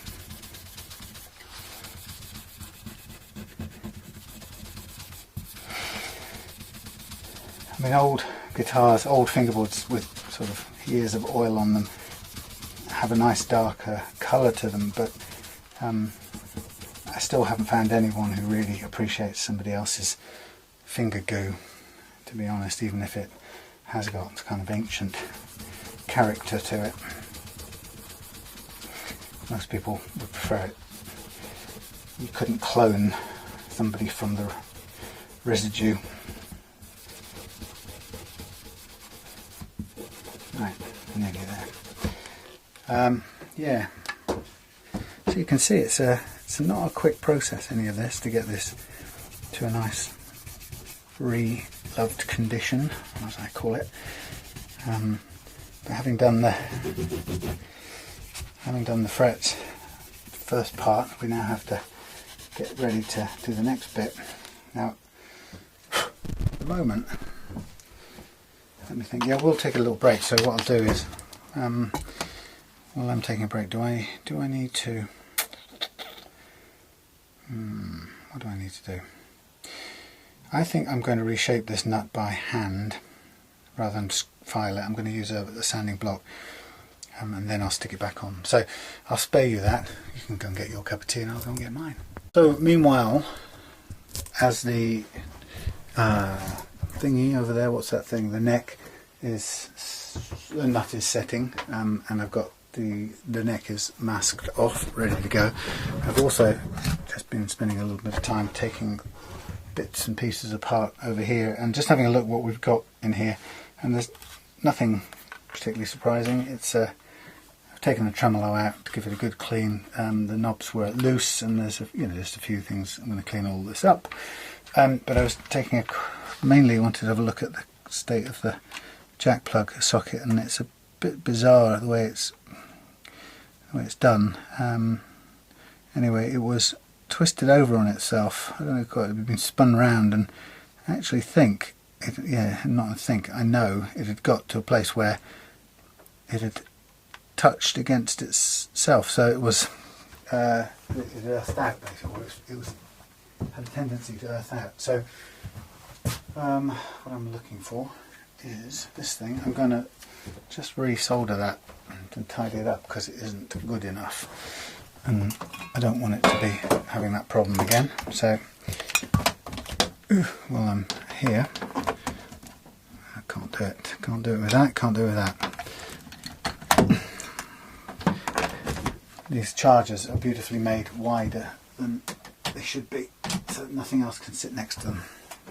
Right, so what I'm going to do is I'm just going to modify this bit here because it's not the way it should be.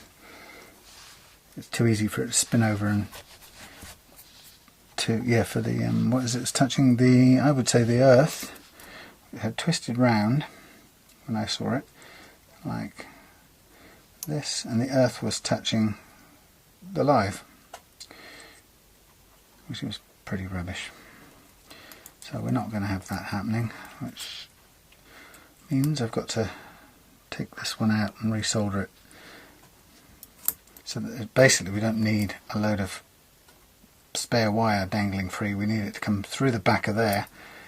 Well, you can't really see it, but I need it to come through the back and stay as short as possible.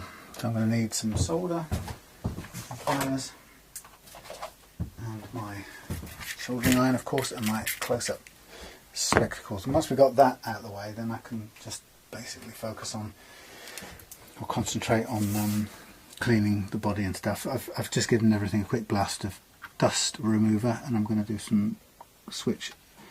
Everything else looks fine. Switch cleaner, sorry. Everything else in here looks fine. Simple setup. But it's this jack plug that was the problem. Got this on. I hate this stiff wire. It needs a sort of soft rubbery wire, and it hasn't got one. So we get there in the end. Right, so I'm going to pull off this earth, or melt off this earth connection and bring it back in this way. Somebody hasn't threaded it through, they've just sort of tacked it to the side, but it's gone in from the front, which means it has propensity to touch out. I'm going to take off this, it's a different, bit of an odd looking strap button, so I'm going to take that off and change it out for a simpler one, but everything else is in good shape. A little bit of crack here which we could touch up with some vintage lacquer once I've cleaned it up a bit. It's just a bit chipped through to the wood, so it'd be nice to fill that in so it doesn't stand out as a wood coloured bit. It's just a very small cosmetic tweak, nothing major. Okay, so let's come at heating from this side.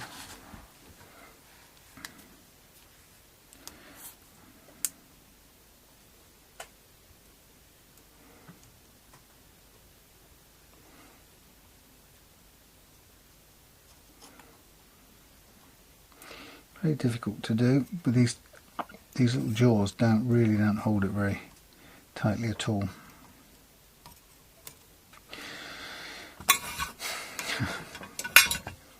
Not at all. Rubbish, in fact. How are we ever going to get it to hold it and do anything with it? I don't know.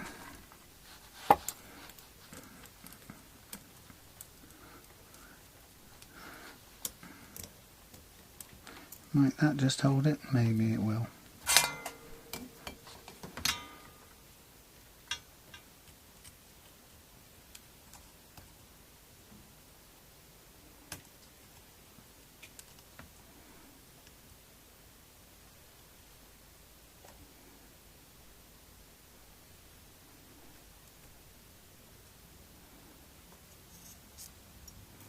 Come on, off you come. Thank you.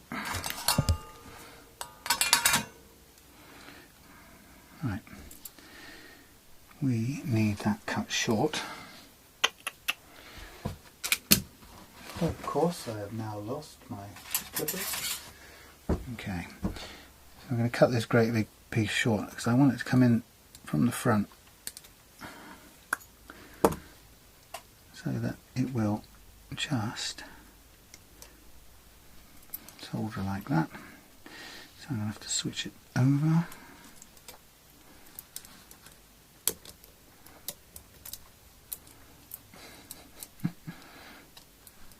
These bulldog clips won't even go through. That one will, but this one won't. How bizarre. Okay, so I'm just going to bring this up from the back. And with a bit of luck.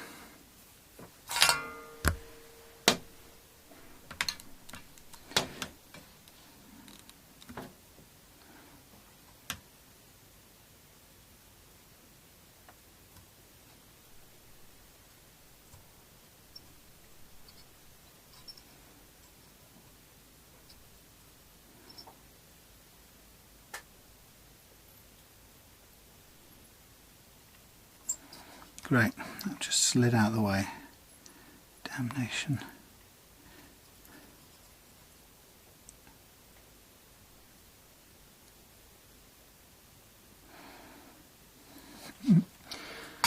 Sorry, it's getting in the way. It's, I don't know what it is about. They make soldering irons with really hard, plasticky, whatever the word is, wires, and they just don't, you can't hardly use them.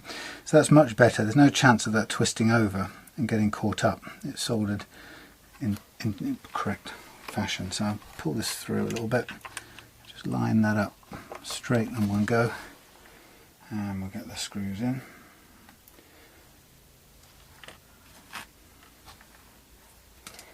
And that's that. Now I'm going to use the special tool I've got to tighten it up, which holds it in place while you can turn the outside thingy nut. Sorry, you can't see anything there. I've left you behind a minute. So this is just the kind of detail really that you've got to, worth taking care of, but, you know, mainly like I said, because of all the areas in your guitar that are going to break, it's going to be the jack plug socket. Because it's subject to the most extreme forces. You know, you're yanking it around if you're playing on stage, if you're more stressed than anything. But even at home, it's just getting pulled left, right, and centre. And the worst bit is the leverage of the jack plug sticking out. The forces are pretty immense. So here I have useful little tool, StewMac Special, and you put this thing in and you turn it opposite to the way you're going to turn the nut. Get yourself gripped reasonably firmly on the nut, and then you can just tighten that up. There you go, and then once you turn this the opposite way, it will come out. That's nicely done up.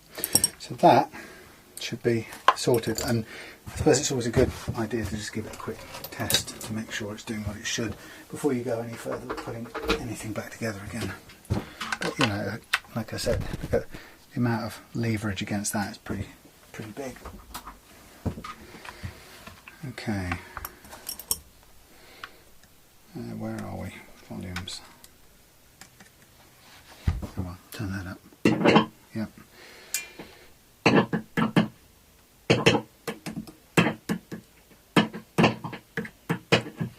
Very good. Nice and strong signal. So that's sorted. Okay. So no more electrical issues as far as I can see, but I will give it a squirt of contact cleaners because it's an old switch. And it won't hurt, nor will it hurt to give this pots a blast. So that should be good.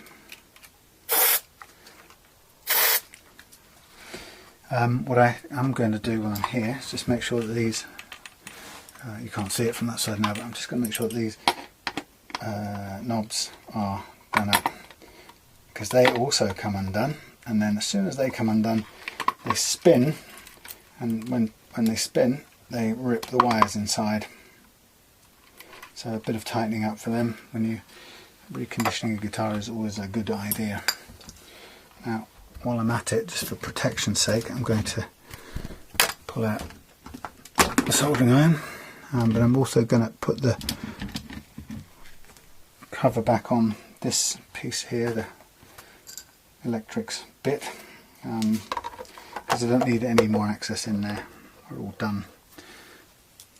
And once that's closed up, then I can worry about giving the whole thing a bit of a clean over with some scratch remover, because it's a bit old and tired, and scratch remover will bring it back to life nicely. I was surprised actually the tremolo screws came out pretty well, so I have a choice. I can either go and have a look for a set of them.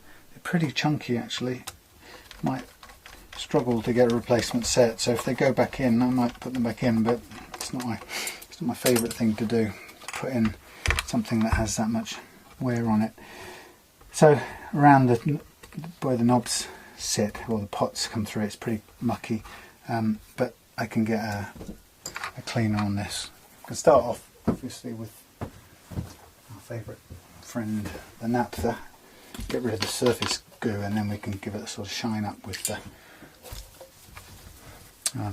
scratch remover in a minute, and we can also clean the plastic of the pickups as well while we're at it. Most of the grime should come off. I'm not worried about the rust on the pickup poles. You sort of live with that really. This DiMarzio is a bit on the grubby side and has a bit of rust, but hey.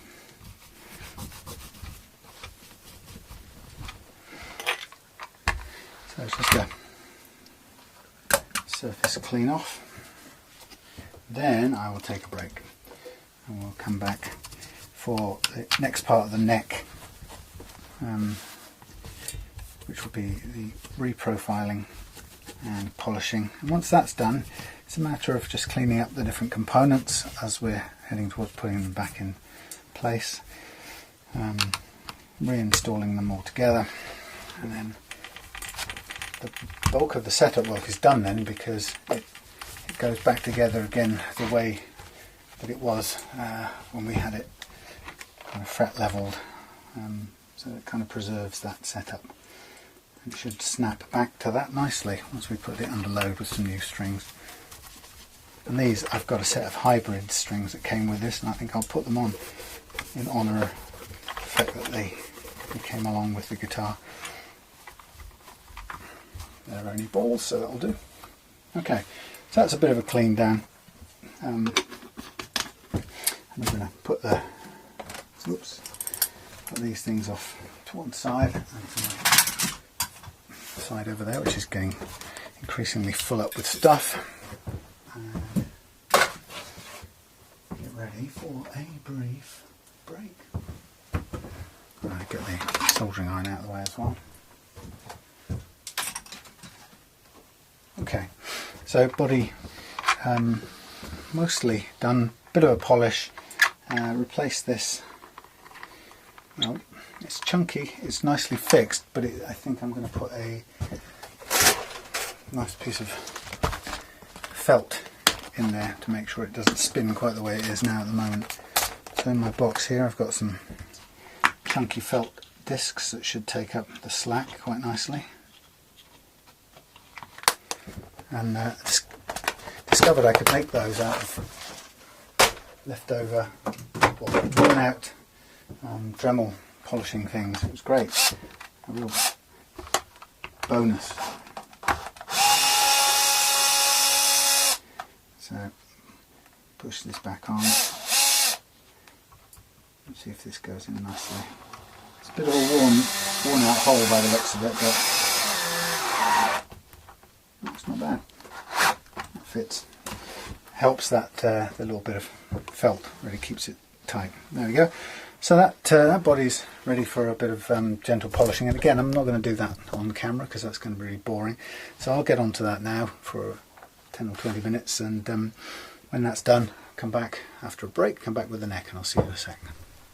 Okay, back on the job, and it's time to reshape the flattened frets, and so for that I'm going to use the Stumac crowning file. This is a concave diamond file, and I'm basically going to support the neck in there. Am I? So, no, I'll do it on the ground. Okay, so I'm going to use this file to basically, it cuts into the shoulder of the flat spot and kind of wears it away to leave the fret as rounded as it possibly can be. And where the fret's been flattened more, you have to excuse me, you have to work a bit harder on it, like this, to get it rounded. But when you have it, the idea is to leave a little thin line of black marker pen down the middle, and if you're able to do that, you won't be able to see it probably, it's very fine, but if you can leave a thin layer of marker, as thin as possible, it means you've rounded off the edges of the fret, but you've left the top untouched. And of course that means then that all the relative evenness is preserved between all the frets, and that's what we're aiming for. Now these take a little bit of work because these particular 3 frets were worn quite flat, so it's going to take a little bit longer with this tool, but it's doing it quite evenly because they were quite evenly high.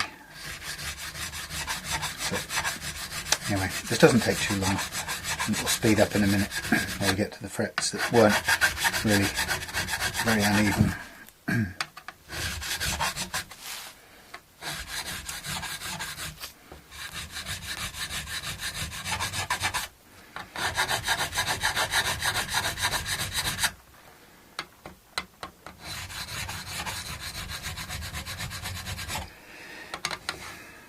Now once we've done this, we move into the next stage pretty quickly, which is time to polish the frets out, and that's going to again be fairly boring, so I'll start it off and show you what I'm doing, but it takes about half an hour of 20-30 minutes of just boring, necessary but boring work, and it's really just about polishing from one grade of paper through progressively finer grades until it's nice and shiny, and then sort of rounding it off with maybe a Dremel run with some auto salt just to put a final shine on it, and then we'll be finished and you can take off the masking tape.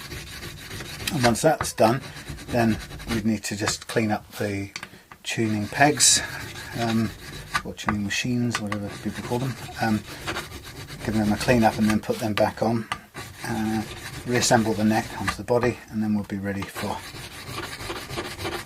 kind of the final bit, which will be restringing and setting the intonation and sort of final little tweaks. But you know, you can see, even though I've cut this down a little bit, stopped the camera here and there, you can see this isn't a quick process to get this right.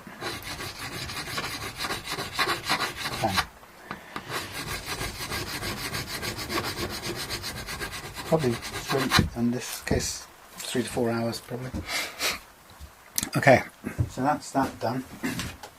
Now I've got to find myself the various grades of paper. I think I may have some little lounging around here ready to go. 15, 12, 6,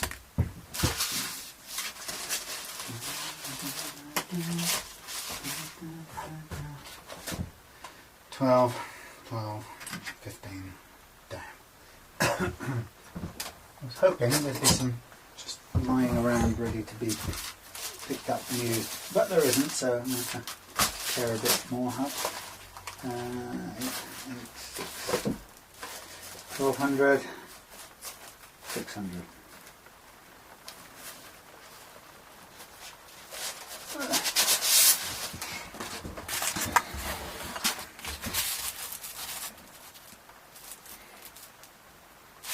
What am I doing? Get my brain in order here. Half and half, no. Let's do it this way. Right, so I'm going to cut out 1, 2, 3 and 4. So 4 600 grit pieces over there.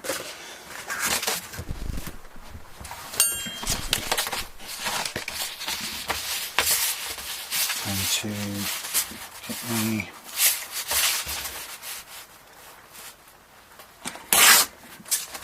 4 1200 grit pieces, roughly the same size, approximately, not really, but anyway, 4 at 1200, and then a couple at 1500. This sort of final bit, really. 6, 12, 15, and then at the end of that routine we'll use a micro mesh set which runs from 1500 through to so many millions of, no, it's about 12,000 actually, and then after that a bit of auto sol and a polish up. So this is I'm wondering again if I should use this. This is a sort of manual process. Yeah, I'm going to do that. I'll just plonk that in there for convenience. And so I'm going to do a mixture. I'll start by hand, because by hand I want to feel my way into getting all of the nicks and chips covered so they're smoothed out. Somebody made a point in a video one of my videos the other day that if you use your fingers, of course it will only scrape where your fingers touch, which is true, but if you do it lots of different places you'll get an overall coverage. And then I'll switch to a shaped block like this, which will allow me to put the equal pressure on all over. But I tend to like to start by hand, and I aim to press downwards so that my fingers kind of run over the fret and don't add to any more flattening effects, if you like. So that's all I do, and then once I've done a couple of rounds with my fingers, then I switch to this block, do some, move the paper around, do some more, and so on. And it takes, like I said, half an hour to go through all these different grades of paper. So apart from listening to me scrape that away for half an hour, I'm going to save you from that, and I'll come back to you when I've done that, when I've taken off the masking tape, when I've polished off the various components and we're ready to reassemble, and that'll be a bit more interesting. See you in a minute. Okay, so we're just getting ready to put the neck back on. Here it is, oiled. The tuner's back on. I'm going to put the truss rod plate cover back on before I put any strings on. I might as well make things a bit easier. And then it's on with the neck, string it up, and stretch out the strings and intonate it, and we should be ready to play with a bit of luck. Well, it's looking nice actually, it's come up really well. Just got the back plate now and the 4 neck bolts to go in.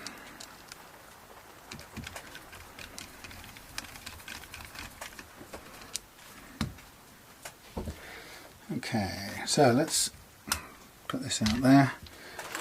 Now I'm going to just place this physically, hold it in place. Ooh, I'm going to try and hold it in place.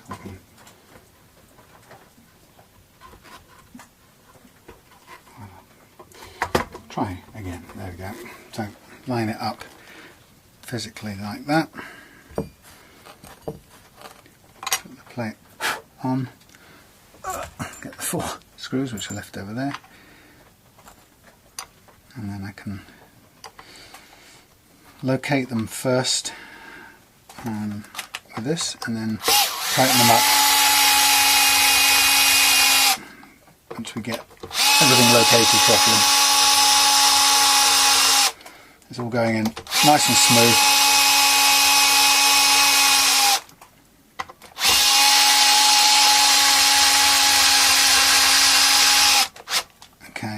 first one in, second one, third one, fourth one, and first one again. And that's that. Nice. Okay, I'm going to leave the truss rod locked off as it is. Sorry, not truss rod, the tremolo as it is, as a hard tail effectively, so we can put the plate back on the back as well, which sits on nicely like that. Got the black, I think they're black, yes, black screws here, and we're pretty much getting there. Nice old guitar. Let's hope it all plays as good as it looks. No reason why it won't. Okay.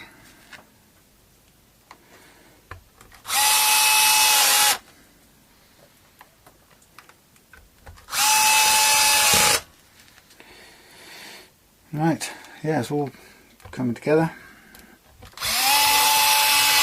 And like I say, the whole thing about doing fret leveling in the playing position means that when we come to restring the guitar now, it should all go back into the same configuration it was in when we did the fret leveling, which means then it will the curve will go back to where it was, and we'll get a nice easy to play action, because that's what we had before. After doing fret leveling, so it's a nice straightforward relationship. You fret level with it in the playing position, and then you can take it all apart, do all your stuff, bring it back together again, put the strings on it, and it goes back to how you had it when you were fret leveling. Okay, so we have a hybrid set here. And this is 9 to 46, so it's slightly heavier on the bass string, a couple of the bass strings, but let's see how it goes. Looking really nice, all cleaned up. Going to just feed all these strings through. I probably could have made it, no, I was going to say I might have made it easier on myself if I had left the plate off the back, but actually it's not a problem. So I'm just going to hold it in this position while I push all the strings through. And yeah, what a nice find this was, local Gumtree acquisition. So much easier when you can go and pick it up from just down the road. This was a Tavistock buy. Okay. You know, it's been used, this guitar, so there are scuffs here and there on the body, but they're not major. I've just painted in the little chip at the end, and I can put some clear lacquer on it later on once this is dried. It's only for cosmetic purposes. It's not, it's not a big deal repair, so it doesn't stand out too much.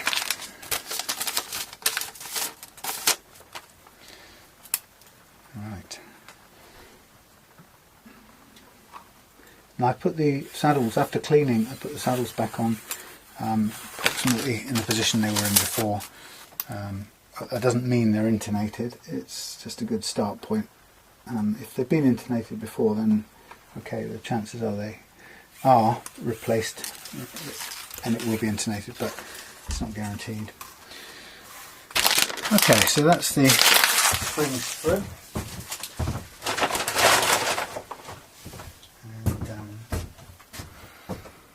I'm just going to check these tremolo screws, make sure they're in, but I don't want them all the way down. I want them in and then slacked off a couple of or half a turn.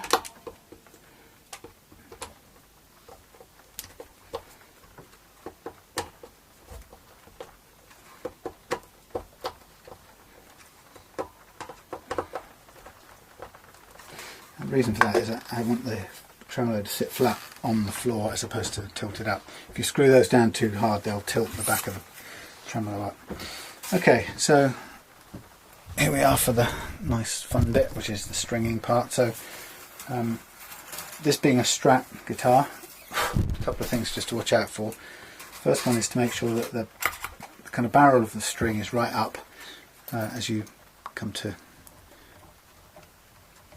tie it up. You don't want it sort of catching in the back here and then popping forward later on. So I'm just pulling it through, pulling it reasonably tight, and then I back it off a fret's worth, and then I'm going to start winding it on. And I want the held string to go over the loose string until it comes around that side, and then as it comes around for the second time, I make sure the held string goes under again. Now I can feel that this gauge might need, I may need to widen this,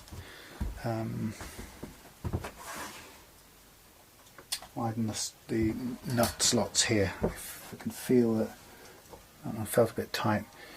Now I've gone and lost immediately my thingies, cutters. That's what they are. I'm going to just cut them not all the way down for now. The reason for that is, in case I need to restring, so I've got something terribly wrong and I have to take everything off, then that little bit of straight string will allow me to restring instead of struggling to find or to push a coil string up through the tremolo plate. So up through, pull it tight, back off one fret, and then wind it on. Make the held string go over the top of the loose string until it comes around that side.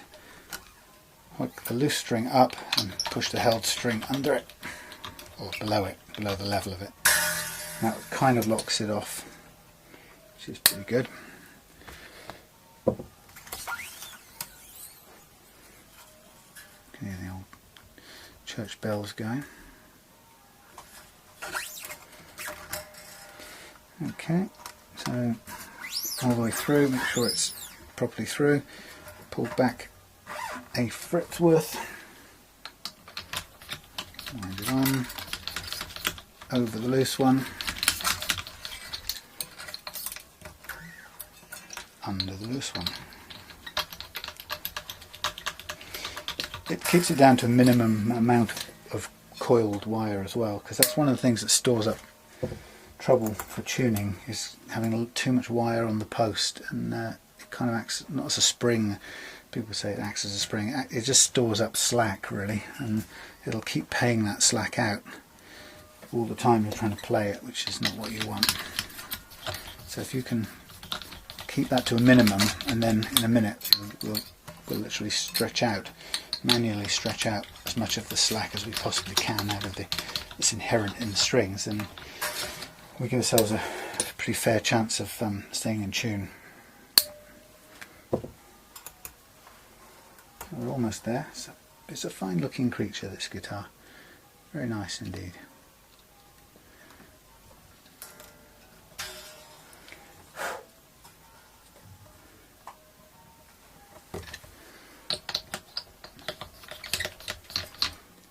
I think I just remembered something. Damn. Okay, yes I did. I just remembered that I need to tighten up the nuts on the front side of the tuners. I put them on finger tight and screwed them up, and then forgot to tighten them with the adjustable spanner. It's going to be a little bit trickier now. I've already done all this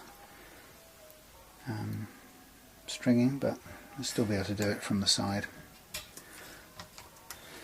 Okay.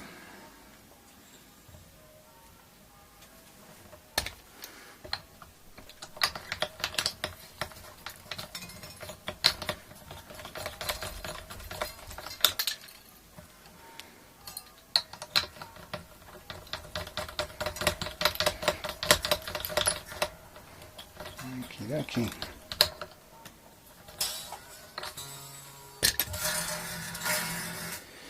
And we chop off this bit of excess here. Okay, so I'm just gonna have a look and see if I can do that tightening up now. Yeah, just about. Not as easy as when they're off, but doable. Just gotta be a little bit careful. Okay. Come on.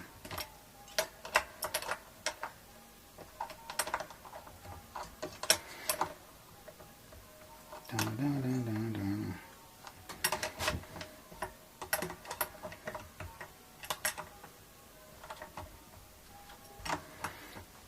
Well, today's the day that David Bowie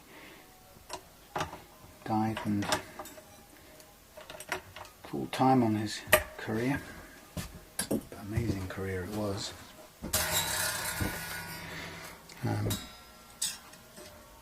Amazing how everything he did lives on though. I mean, it's a kind of amazing immortality. Right, just for bending, stretching the strings, I'm just going to literally get hold of them and press them manually like this all the way along. It's good to do it while the strings are really totally slack, i.e. they're not even tightened up at all, because you can get quite a good grab at them. You have to be careful not to snap them at this point. I'm bearing in mind this E string. I might need to pay attention to that, the slot with some sandpaper, just to make sure it's wide enough and it's not going to catch. So then, once I've done the first stretch,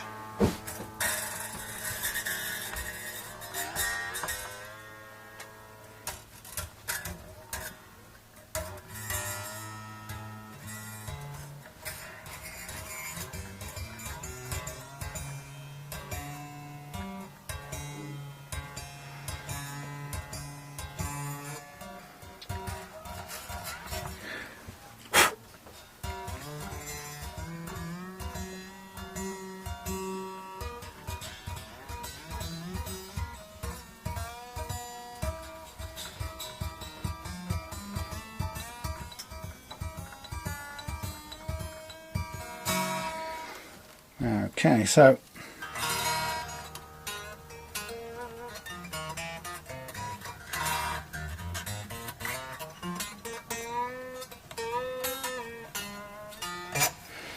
what do we have? Let's have a quick look. Okay,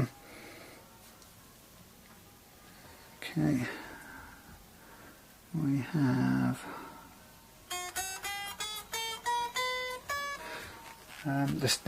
the nut. I'm conscious the nut setting height may be just slightly different from what it was before, because I used to clamp to hold it down and had taken a little bit of the gunge and grime off it, so conscious it might have moved just a tiny fraction, but I'm gonna see where we get to.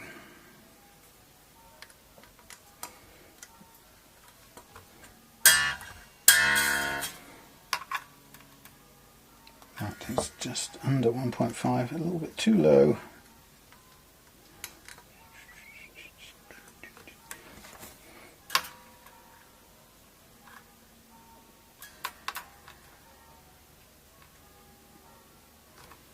Too low.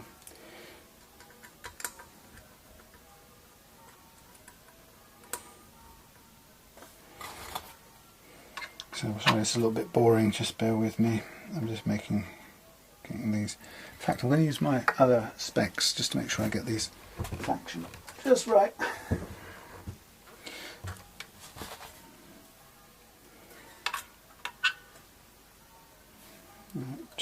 Fractionally too high.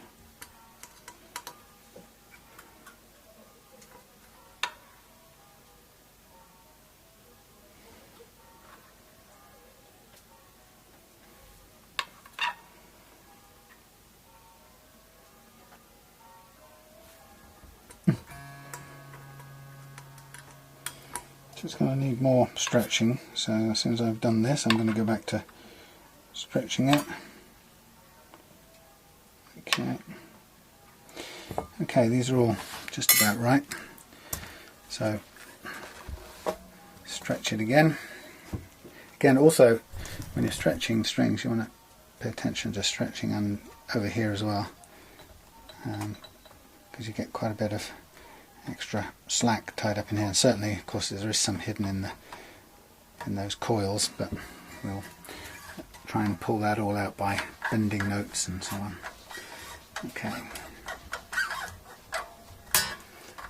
I'm just stretching out the various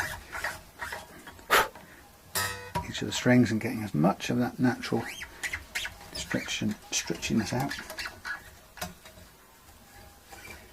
These single coil pickups, I have no idea whether they are the original ones or whether they're also DiMarzio, but I guess if they were DiMarzio, they probably have that DiMarzio logo on them. Now this is, I think this is snatching a bit in here as well, so I need to just make sure I lubricate these.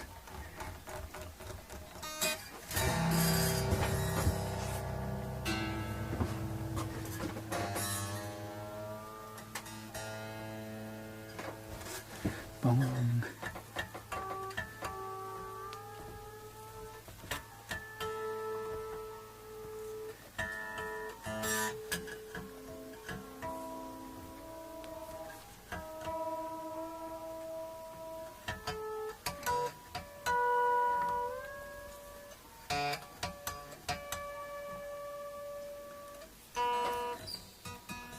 Thank you, Church.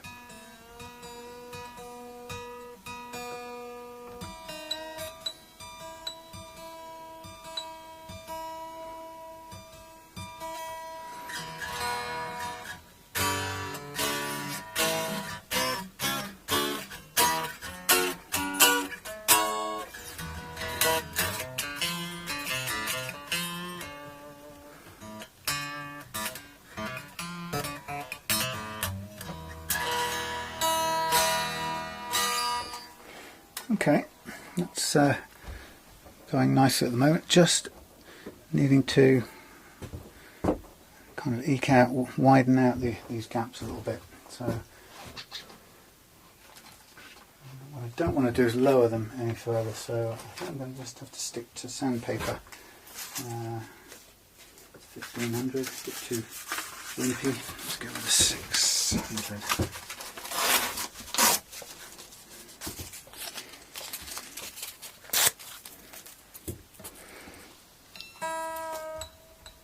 Can hear it pinging. There's loads of sticky out bits waiting to hurt me a lot.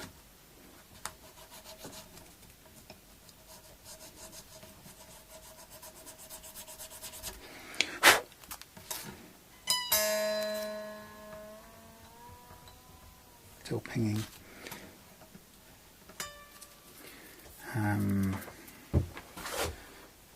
Okay, the thinnest one of these, please. 13, 17, 26. I never get the right one. 10. Okay, just need to widen this out a fraction.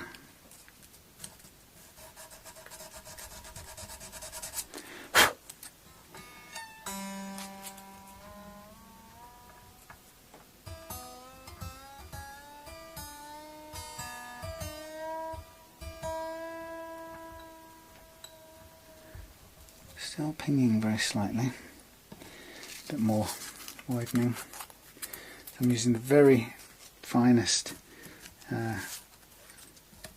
blade here, or file, and I'm just aiming to widen it out really, more than dig it any deeper.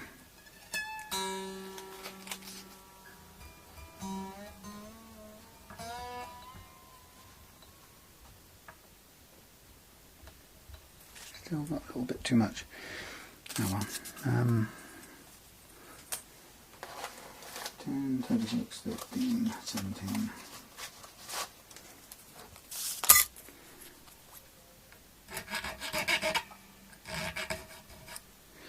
What's that? Something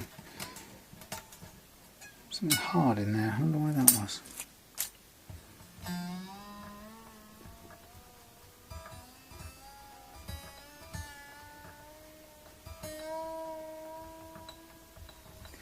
Still pinging. 13, right, 17.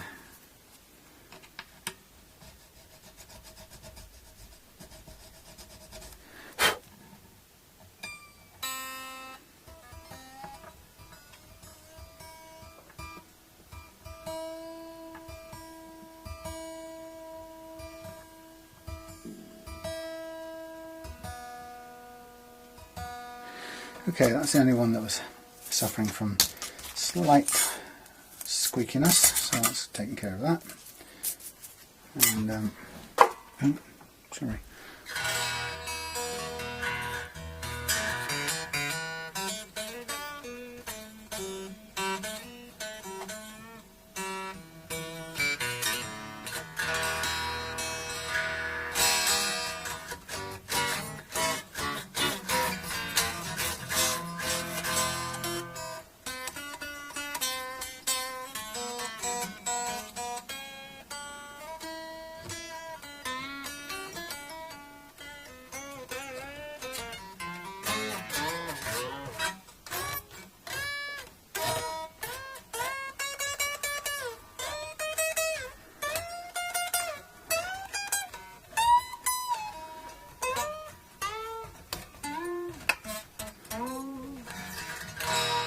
Trying to stretch out the last bit of slack.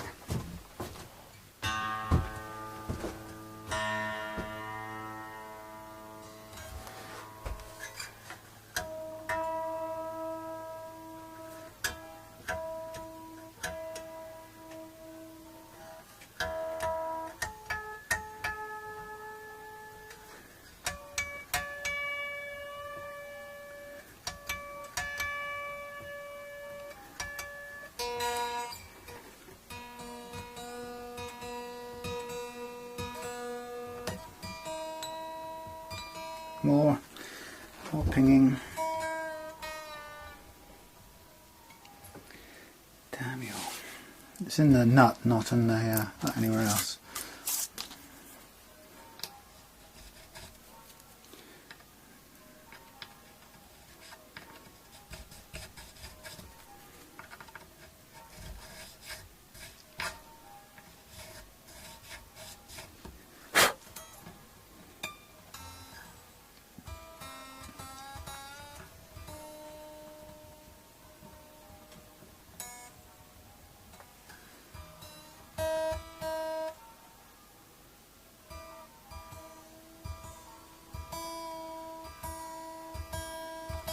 Right, so I put some a little bit of graphite on there.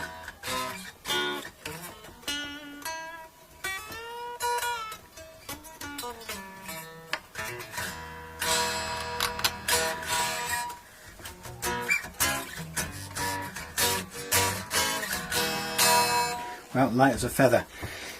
Right, last little bit then, some graphite on the into the nut slots, followed by blowing it away to clear it out, and we'll be done. So just gonna slacken the bottom three off for a second, load them up.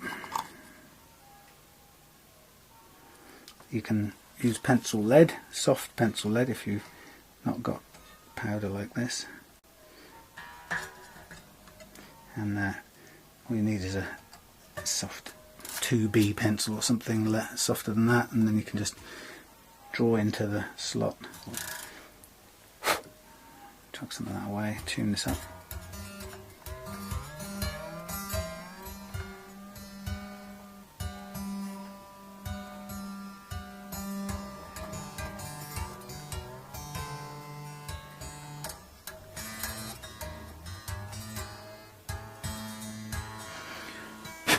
And then clean that bit off, and then we'll take the top three,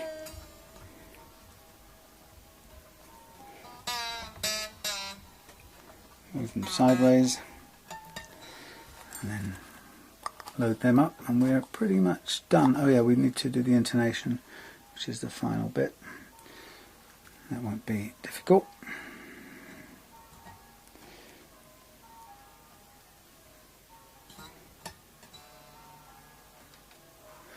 There you go, 3 little bits of silicon, sorry, graphite.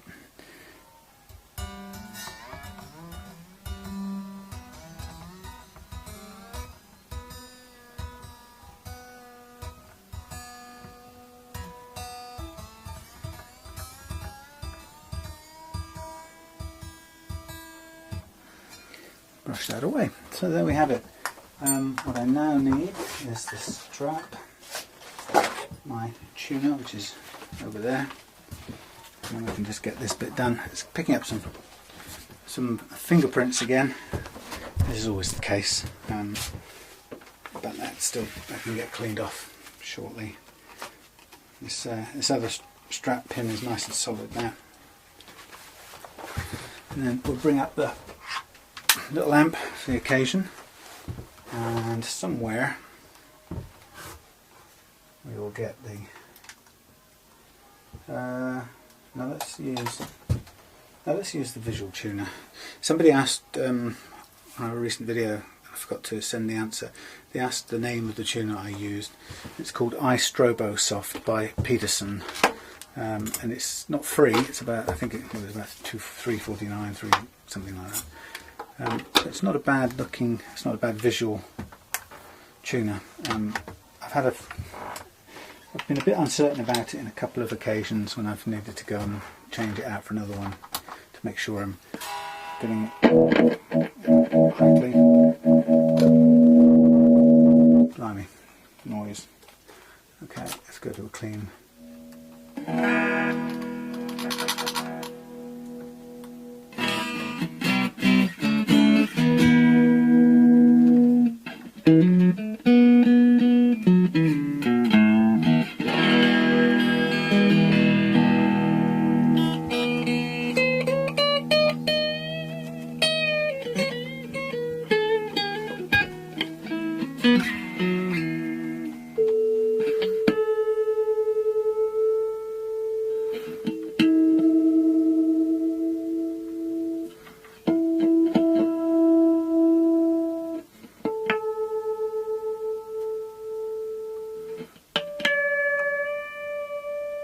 Nice tuners.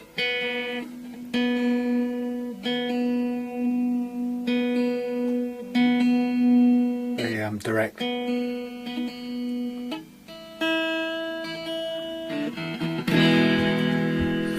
Okay, so let's show what we're doing. The idea here, if I can find a plectrum, is we're going to make sure that each of these strings is the correct length for this neck. So although a neck is made for a nominal scale length, which is the sort of the playing length of the string between the front of the nut and the bridge, each of the strings actually has to be slightly different length to fit this neck.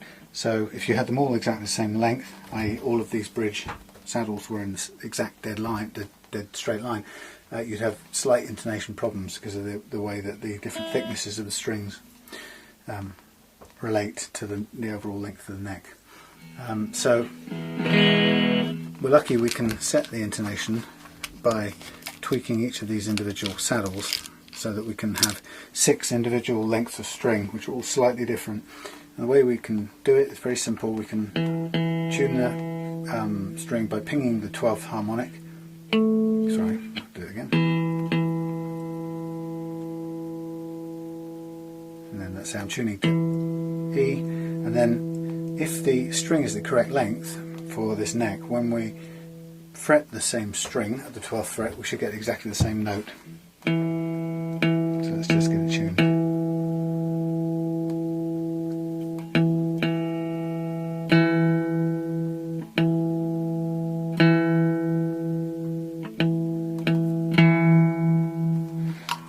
Tell whether that's pretty on actually.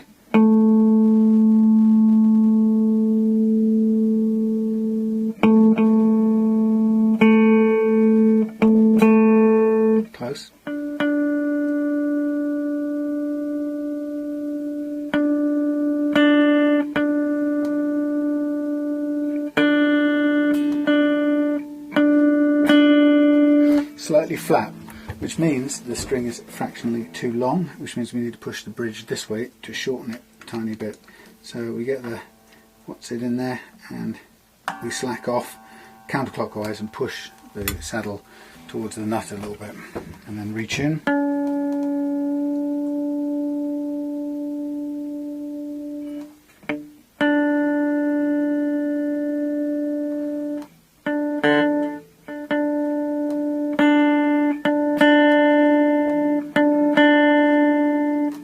Tiny bit more, so I can't.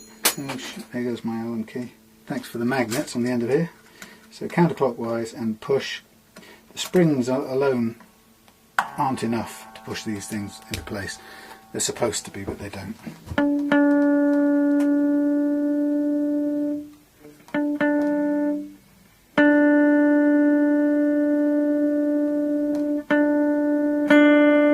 That's good, that's on.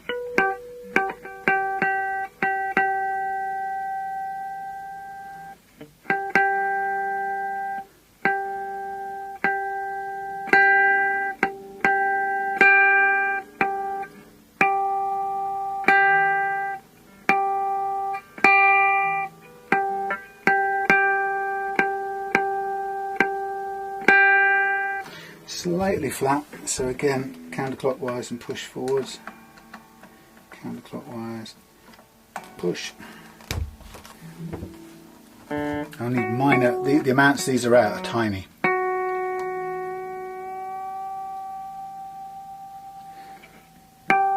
If you played it like this, you'd hardly notice any intonation problem. Just being very precise.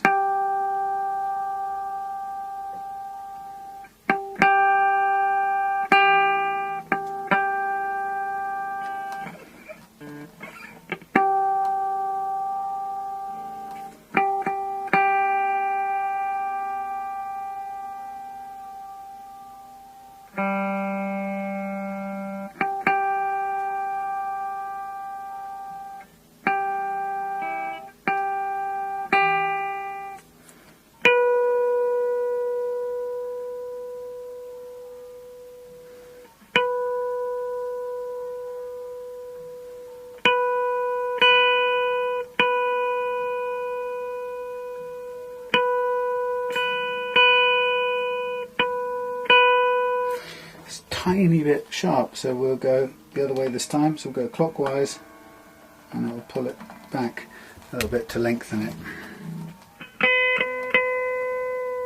You can hear this tone, the pitch goes up there.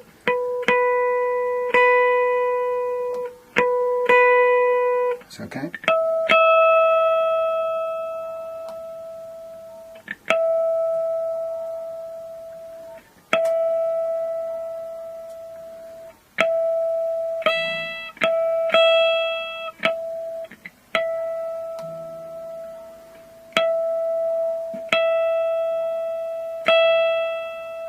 It's on.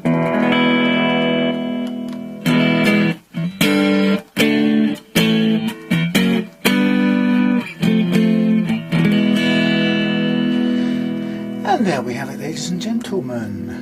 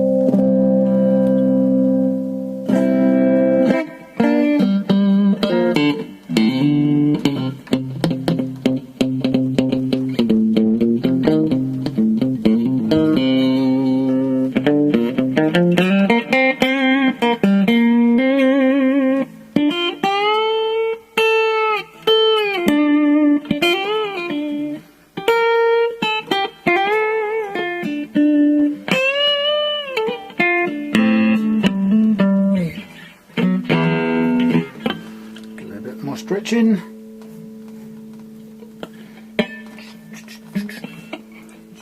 And then once I've just got this tuned, then we'll be done, and I will chop off the excess string at the end, and see a little bit of play still left in it, so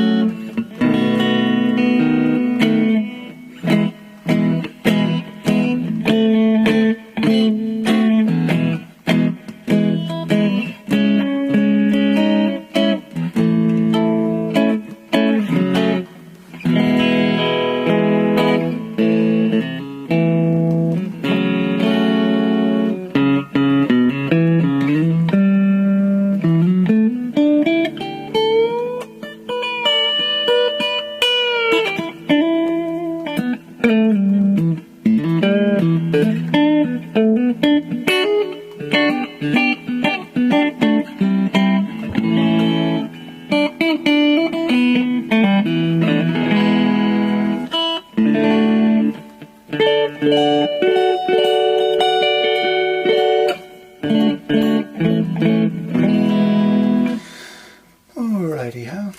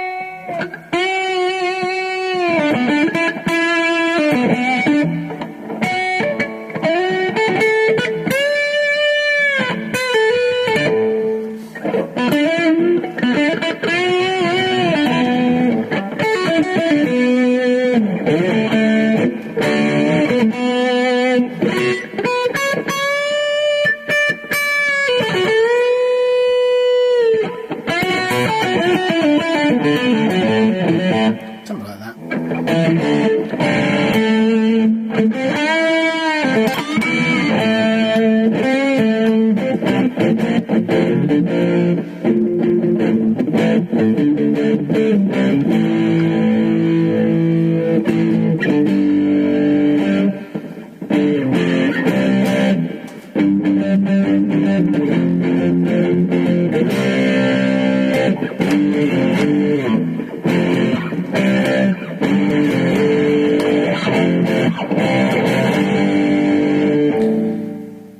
Big wedding ring doesn't work.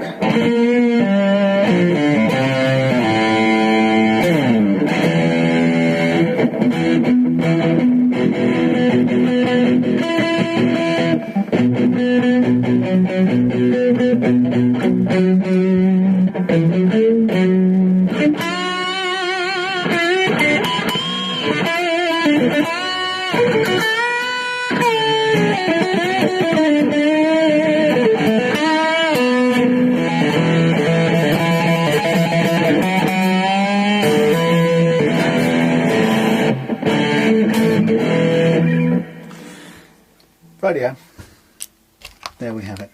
The end of tweaking of the Washburn WR150 Q CS Cherry Sunburst, I guess, and we are clipping its toenails for the last time, and it's done. Really light, feather light action, and nice, about 1.5 millimeters at either end, at the last fret, 24th, and very little in the way of relief in the neck. We've, as you saw in this video, we've just cured the slight S-bend shape that this neck has got. Not entirely unusual for necks to have funny kinks in them now and then, and this one had a slight flattened out area here, but thanks to the fret leveling, part of the benefit of that was to be able to kind of level the frets to get rid of what we had as a couple of obstructing frets down here. This is a very light action now, and yeah, with a pretty powerful DiMarzio and some usable single coils in the bridge and the neck position. Very easy, positive Grover tuners, and all round, yeah, pretty looking thing. This would make somebody a quite fearsome rock and roll guitar with a bit of luck. So there you go. Thanks for spending the evening with me, or several hours, whatever it ended up being, and this is Sam at the Relove Guitars workshop. This is what it takes to make a budget guitar play really well, and there's no reason why it can't. So here we have it. Okay, so I'll see you soon for another guitar, and wishing you all a good 2016 still. We're looking forward to a great year here. Who knows what will happen, lots of exciting things. So hope you'll stick around, and look forward to chatting to some of you on Facebook. At the Reloved Guitars page, which is so easy to find. You just search for Reloved Guitars and you'll find it. See you over there, and thanks for sticking it out with me.